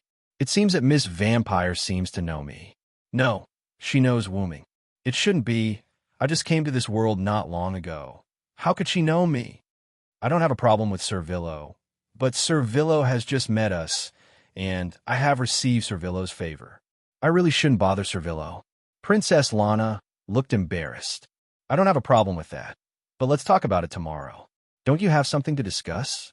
I will visit again tomorrow. Goodbye." Wu Ming and Annabelle left. Song Rose's leader, Hagis, asked Ibiruai, "Ibiruai, what's going on? Why do you care so much about that man?" "It's okay. Let's discuss Hachiko with Her Royal Highness first." After saying that, she went into the room, leaving a few people who didn't know what to do. On the other side, Annabelle walked behind Wu Ming and asked, "Do we need to get rid of that woman?" "No. I really want to know where she knew my name." Wu Ming touched his chin and thought. "Strictly speaking, that bottle of red healing potion and the pressure I released to train Clem have the possibility of being exposed. But even if I'm exposed as Wu Ming, how did she know this name? That Wu Ming just now carries a lot of weight. Well, let's go back to the hotel first. I want to contact Yair Bird." "Yes, Sir Wu Ming." After discussing with Princess Lana, Song Rose's group left the princess's house. On the way back, Gedlin began to ask, "What's going on, Irby Rue? You're making us very worried." Hagis, Hina, and Tia also looked at Ibiruai. "My apologies, I was just thinking of a benefactor of mine. Lord Varen. You look too much like him," Ibiruai replied. Feeling Ibiruai's loneliness, Song Rose's group sighed silently in their hearts. In the hotel, Wu Ming took out the scroll called Message and was ready to contact Yair Bird. Message was a long-range communication spell, which could also be said to be a skill. There was such a spell in the library, but Wu Ming didn't learn it. Message. Wu Ming put his hand on his temple and began to contact Yair Bird. "Wu Ming-sama. Yair Bird, I have an accident here. Immediately recall Sebastian and Zaisha and prohibit the members of Nasrik from going out." "I'm very sorry, Wu Ming-sama. Zaisha betrayed us." "What?" "Nazarik's underground tomb." A black and red circular hole appeared at the main entrance of Nazarik's surface. Wu Ming walked out of it. Annabelle was left in the Royal City Hotel by Wu Ming. Annabelle helped Wu Ming to refuse everything. The reason was that Wu Ming had some personal matters to deal with. Wu Ming stretched out his hand, and a ring appeared in his hand. After putting it on, Wu Ming launched instant transmission and disappeared. Between the thrones, Yair Bird was standing next to the throne, waiting quietly. Wu Ming instantly appeared between the thrones. Seeing Wu Ming, Yair Bird knelt on one knee. "Wu Ming-sama, get up quickly, Yair Bird. What's going on with Zaisha's betrayal?" Yair Bird stood up, waved his hands in white silk gloves a few times in the air, and a crystal screen appeared in the air. Although Nasrik has been materialized, some mechanisms can still be digitized. For example, Yair Bird pulled up the list of Nazarik's guardians. Seeing Zaisha Bradford's name in bright red, Wu Ming asked, "Is this the reason for Zaisha's betrayal?" That's not the reason. When you left Nasaric, I told Zaisha and Sebastian to complete the information gathering as soon as possible. Zaisha has already returned ahead of time. However, when passing by Khan village, Zaisha seemed to have encountered an enemy. After that, I couldn't contact her. That's why I checked the list of guardians and learned of Zaisha's betrayal. Wuming sat on the throne, looked at Zaisha's bright red name, which was different from the other guardians' white names, and fell into deep thought. If I'm not mistaken, the enemy should be from the Cillian theocracy. I deduced the same thing when I discussed with Demigos, but because of Lord Wuming's orders, I didn't send troops to Khan village to check. Send the highest level assassin to the vicinity of Khan village to check the situation. Understood. Yair Bedard left. A moment later, Yair Bedard returned to the throne. Lord Wuming, Zaisha is fully armed and stopped on the plains near Khan village. We sent our subordinates to question her, but Zaisha didn't answer as if she was unconscious. Our initial judgment is that Zaisha is under mind control. To be able to affect the undead who are immune to mind control, the other party has at least a world-class item. Wuming analyzed after pondering for a moment. Wuming frowned. Although Wuming was much stronger than these level 100 NPCs, if he could control Zaisha's mind, Wuming did not dare to say that it was ineffective against him. The 8-limb blade assassin bugs didn't find an ambush in the vicinity, but we can't be sure that the other party isn't monitoring Zaisha. Yair Bedard, what's the solution to being under mind control with a world-class item? Yair Bedard thought for a moment before replying. I'm afraid the only solution is to kill Zaisha and revive her. However, I can't guarantee that she will recover after being revived. Wuming fell into deep thought. As expected, mental labor isn't suitable for me. Yair Bedard. Yes. Gather the guardians.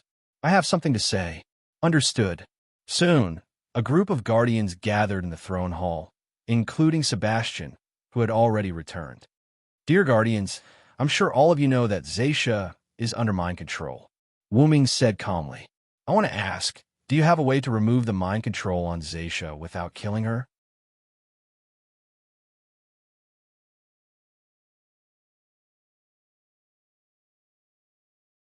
Chapter 47. Looking at the silent guardians, Wuming thought to himself, it seems that I can only kill Zaisha. I'm very sorry, Wuming, Sama. We can't solve the problem for you. It's a crime worthy of death. Demigos said in a serious tone. Don't say that, Demigos. I'm too harsh. After all, that's the effect of a world-class item, and it's not so easy to remove. Wuming shook his head. First, I want to give you the world-class item. Wuming's words were shocking, and the guardians immediately knelt down and bowed their heads. Demigos, you know the reason, right? Demigos still knelt on one knee and bowed his head. Yes, Wuming-sama. Wuming, Sama gave us the world-class item to prevent us from being affected by the enemy's world-class item. Wuming nodded. Demigos is still smart. With that, Wuming waved his hand. A sword, a cup, a large scroll, and a pair of gloves appeared in the air and fell to the hands of Cositas, Yuri, Mare, and Demigos. Because Yair Bade already has the world-class item Infernal Abyss, I won't give you the world-class item this time. Yes, Wuming-sama, Yair Bade said with a regretful look. The names of these 4 items are Blade of Billions, Cup of Zaisha, Mountain River Map, and Avarice and Desireless.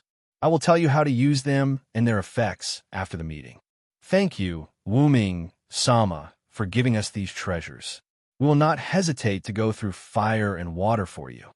Several people said at the same time. One more thing, I'm going to fight Zaisha alone. How can that be, Wuming-sama? Please think twice, Wuming-sama. Wuming-sama. Silence. Wuming shouted. We can't be sure if the other party will suddenly use a teleportation spell to teleport over. Moreover, we can't guarantee our chances of victory if you guys go. Most importantly, you are like newborn children. I am someone who has accepted your loyalty. How can I let you kill each other? Lord Wuming, since you've already made your decision, as your subordinates, we shouldn't say anything more. However, please promise us that you'll return safely. Yeah, Bade said. I agree. In Wu Ming's bedroom, Wu Ming placed many props in front of him. It feels like I'm raiding a dungeon. Seriously, how can someone like me, who has experienced many battles, be used to preparing for a one-on-one battle like a game? As mentioned before, after Nasrik transformed into a physical body, he retained some of his digitized parts. For example, Nazarik's members could use magic to detect a target's HP and MP, and Yair Abed could also manage Nasrik through the system. Sure enough, it's more suitable for me to fight directly. Can I determine if there are any players on the other side? At the end of the meeting, Demiugos proposed that after a series of anti-teleportation spells, anti-detection spells, and other spells were placed near Satya, Wu Ming would fight Satya one-on-one. In Wu Ming's view, whether it was NPCs or players in Yggdrasil, their abilities were not strong.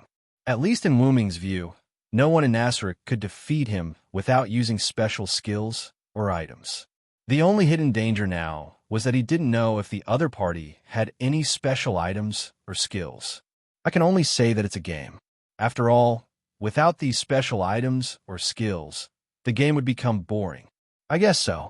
After all, I don't play games very much. Wu Ming picked up the 2 rings in front of him and put them on his left and right fingers. The names of these 2 rings were Meteor Ring and Eternal Calamity Serpent Ring. Eternal Calamity Serpent Ring was one of the 20 world-class items. Because he wanted to guard against the opponent's world-class item effect, and because it was convenient to carry, Wu Ming chose this world-class item. In Yggdrasil World Tree, the effect was to make a wish to the game company, and the effect could be extended to the whole game. Of course, whether the content of the wish could be approved was another matter. After transforming into a physical body, the effect of the ring became make a wish a real wish. However, because of the special effect of disappearing and randomly appearing in a corner of the world after using it, Wu Ming didn't dare to use it casually. At most, he would only use it when he was in danger. Meteor Ring, on the other hand, could cast the super magic Wish to the Stars unconditionally. The effect had 3 weakened versions of the wish skill, and there were many restrictions. After 3 wishes were made, there would be a long cooldown period. It could be said that it was an item that could determine the winner. After all, Wu Ming didn't have many ultimate skills. Other than Yggdrasil, and X-Silver, Meteor Silver, his noble phantasm, Wu Ming had no other skills that could be considered as his ultimate skill. Enkidu has been sleeping since he first came to this world. Most of the magic Wu Ming learned couldn't be used as ultimate skills. After all, the magic stored in the library was either magic books with a limited number of times or written materials that couldn't be learned. The skills Wu Ming learned, such as Dragon Thunder and Heavenly Fire, were useful against the natives, but they didn't have much effect on Zaisha, a level 100 NPC. Oh, my head hurts. Sure enough, I still haven't learned it well, Master. Wu Ming remembered his master, Skaha, who could kill a god with just a magic spear and his own martial arts. Sure enough, I'm still too inexperienced. My bloodline ability is basically harmless. For example, Wu Ming's Origin Dragon bloodline ability, time travel adaptability, powerful physique, endless magic power, and transformation effect of Calamity Dragon. Suddenly, Wu Ming felt a message in his mind. Wu Ming put his hand on his temple. What's wrong, Yair Bade? Master Wu Ming, some humans who look like adventurers are approaching Zaisha. Understood. Stay put. I'll go check the situation. Master Wu Ming, don't you need guards? No. To avoid misunderstandings, you can continue to hide near Zaisha. Yes, Master. Wu Ming disconnected the communication and lay on the bed. When it rains, it pours. I hope those adventurers can retreat on their own. As the portal closed, Wu Ming appeared on the plain near Khan village. So, those are the adventurers who are approaching? Wu Ming looked at the adventurers coming toward him. Wu Ming took out Yggdrasil and threw it into the air. After a while, Funbaba appeared behind Wu Ming. Those adventurers also seemed to have seen Wu Ming and Funbaba, and they all stopped for a while. 3 people who seemed to be captains came over. Are you the captains of the adventurers who came to crusade against the vampire? Yes, I'm Parodi from Sirius. These two are Moknak from Rainbow and Igvaki from Kraugla. May I ask who you are? A young man with a determined look said, I'm the vampire's summoner. Because of an accident, I lost control. Please go back. This is not something you can intervene in. But even if you say so, Parodi had a troubled expression on his face. Don't waste your breath on him. Igvaki said, who knows? Maybe he's actually here to steal our credit. He thinks that he can do whatever he wants just because he has a good-looking magical beast.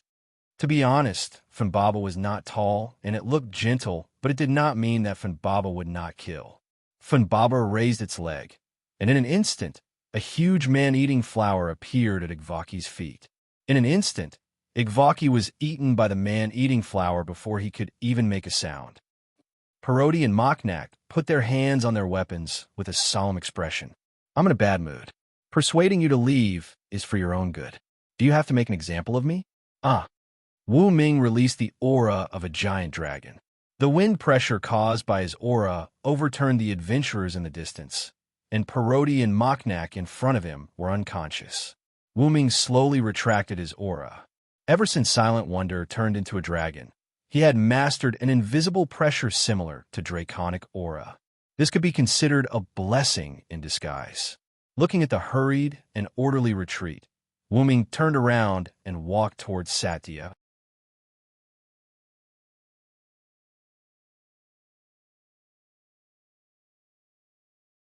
Chapter 48. Looking at Satya, who was wearing red armor and holding a strange spear, Wu Ming couldn't help but think of Satya's information. Fortunately, I checked Satya's information, equipment, and skills before. I have to deal with Satya quickly. Satya's armor was legendary level armor, and her weapon was a divine artifact level special weapon, Dropper Spear. Dropper Spear could heal itself by inflicting damage to the opponent in a certain proportion, which could be said to be a miracle in a protracted battle. According to the information, Satya also had a resurrection item. In that case, I have to kill Satya twice. Sigh, I really don't want to experience killing my subordinates again. When Wu Ming was a knight, he once had a subordinate who was infected by a monster.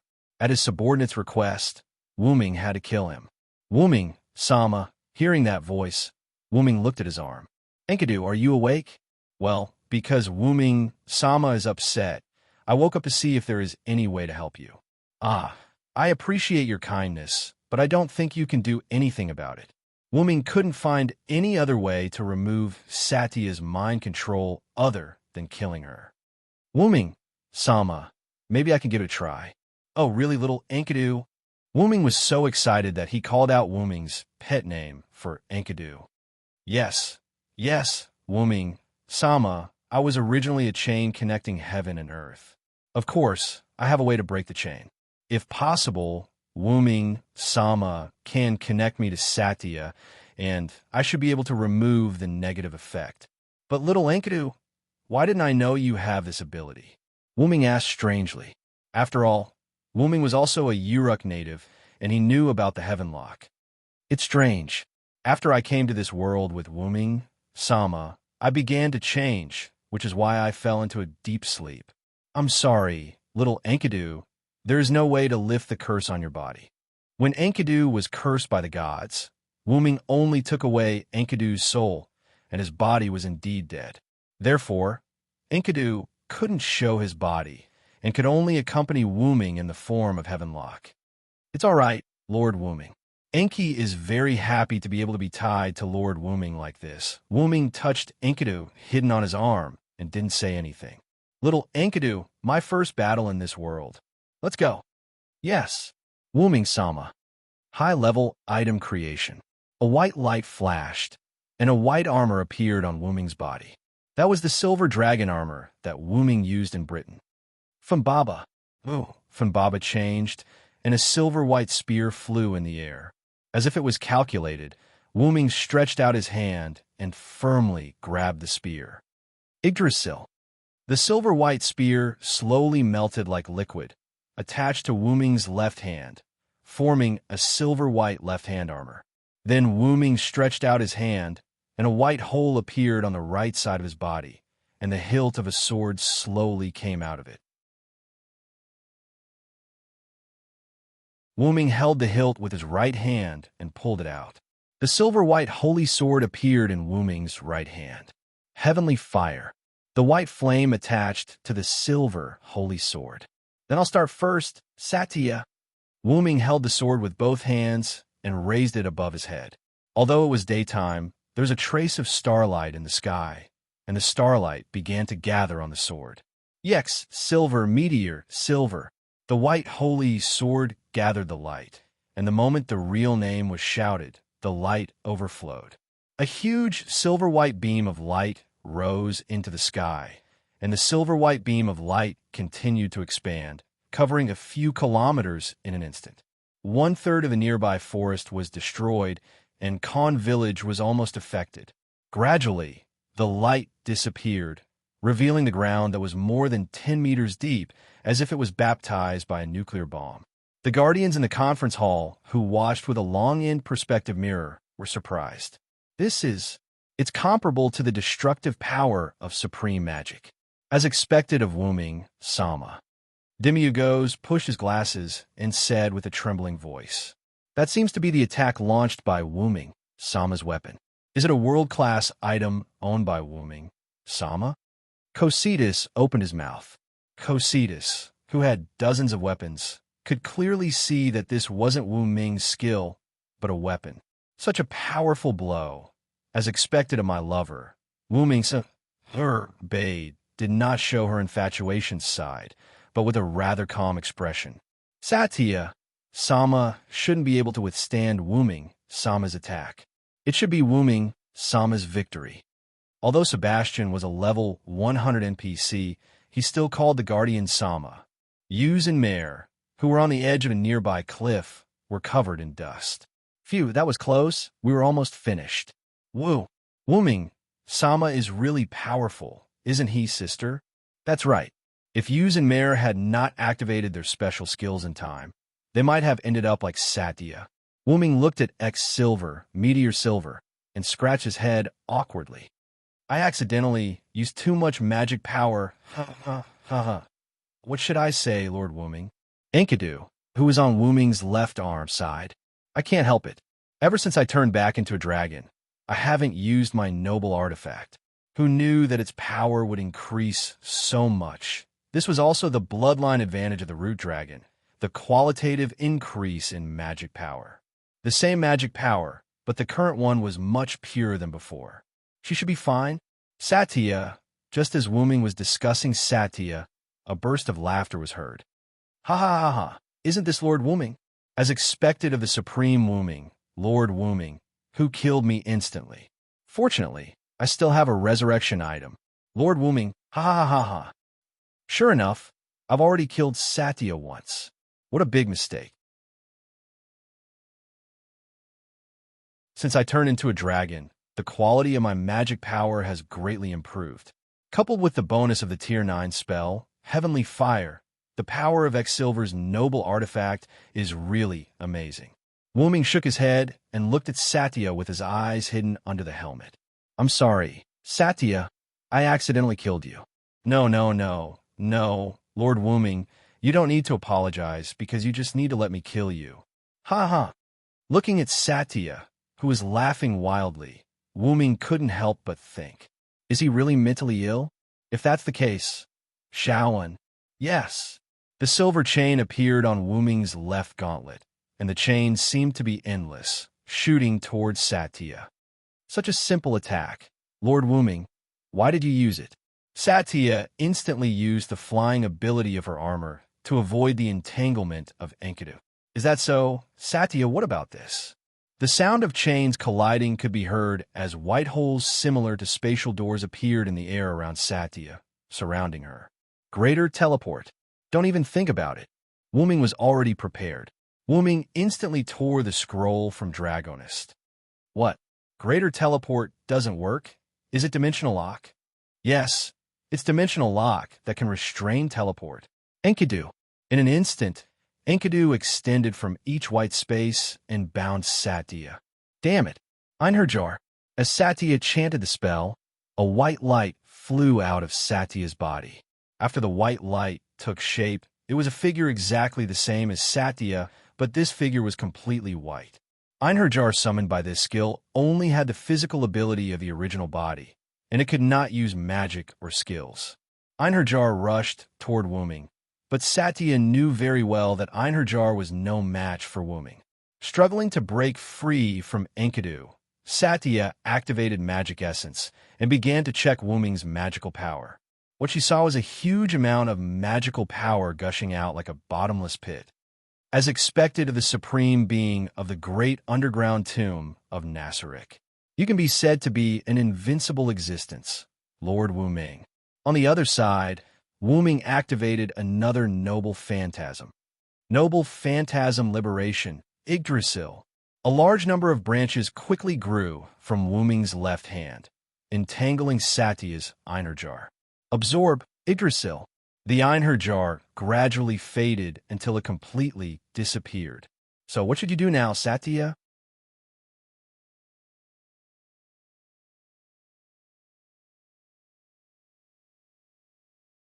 Chapter 49. Ah, Wuming Sama. What kind of artifact is this chain of yours? I even used Impure Impact Shield, but I still couldn't break your shackles. Although she said that, Zacia's expression was very anxious. Enkidu, let's start. Try to get in touch with Satya's mind control. Yes, Master Wuming. The silver-white chain wrapped around Satya began to glow, and Satya struggled and screamed in pain. Ah! Listening to Satya's screams, Wuming couldn't help but clench his fists. Although Wuming hadn't been in charge of Nasarek for long, not even a month, Wuming was very fond of his subordinates, who were like newborn babies. Since he gained benefits, he had to bear the responsibility. That was what Wuming thought when he became the ruler of Nasarek. Now, Wuming has regarded the people of Nasarek as his family, friends, and children. Wuming called it a trip, and to put it bluntly, he was homeless. Although it was a short time, compared to living in the strange outside world, Nasarek, which was full of monsters, gave Wuming a sense of belonging. After all, Wuming was not human. After a while, Satya fainted, and the chain stopped glowing.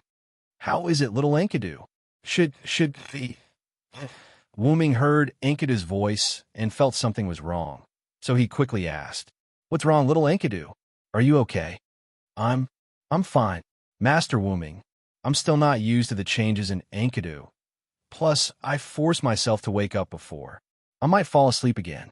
Sorry, Master Wuming. It's okay, little Enkidu. You don't have to apologize. I'm really lucky to have you by my side.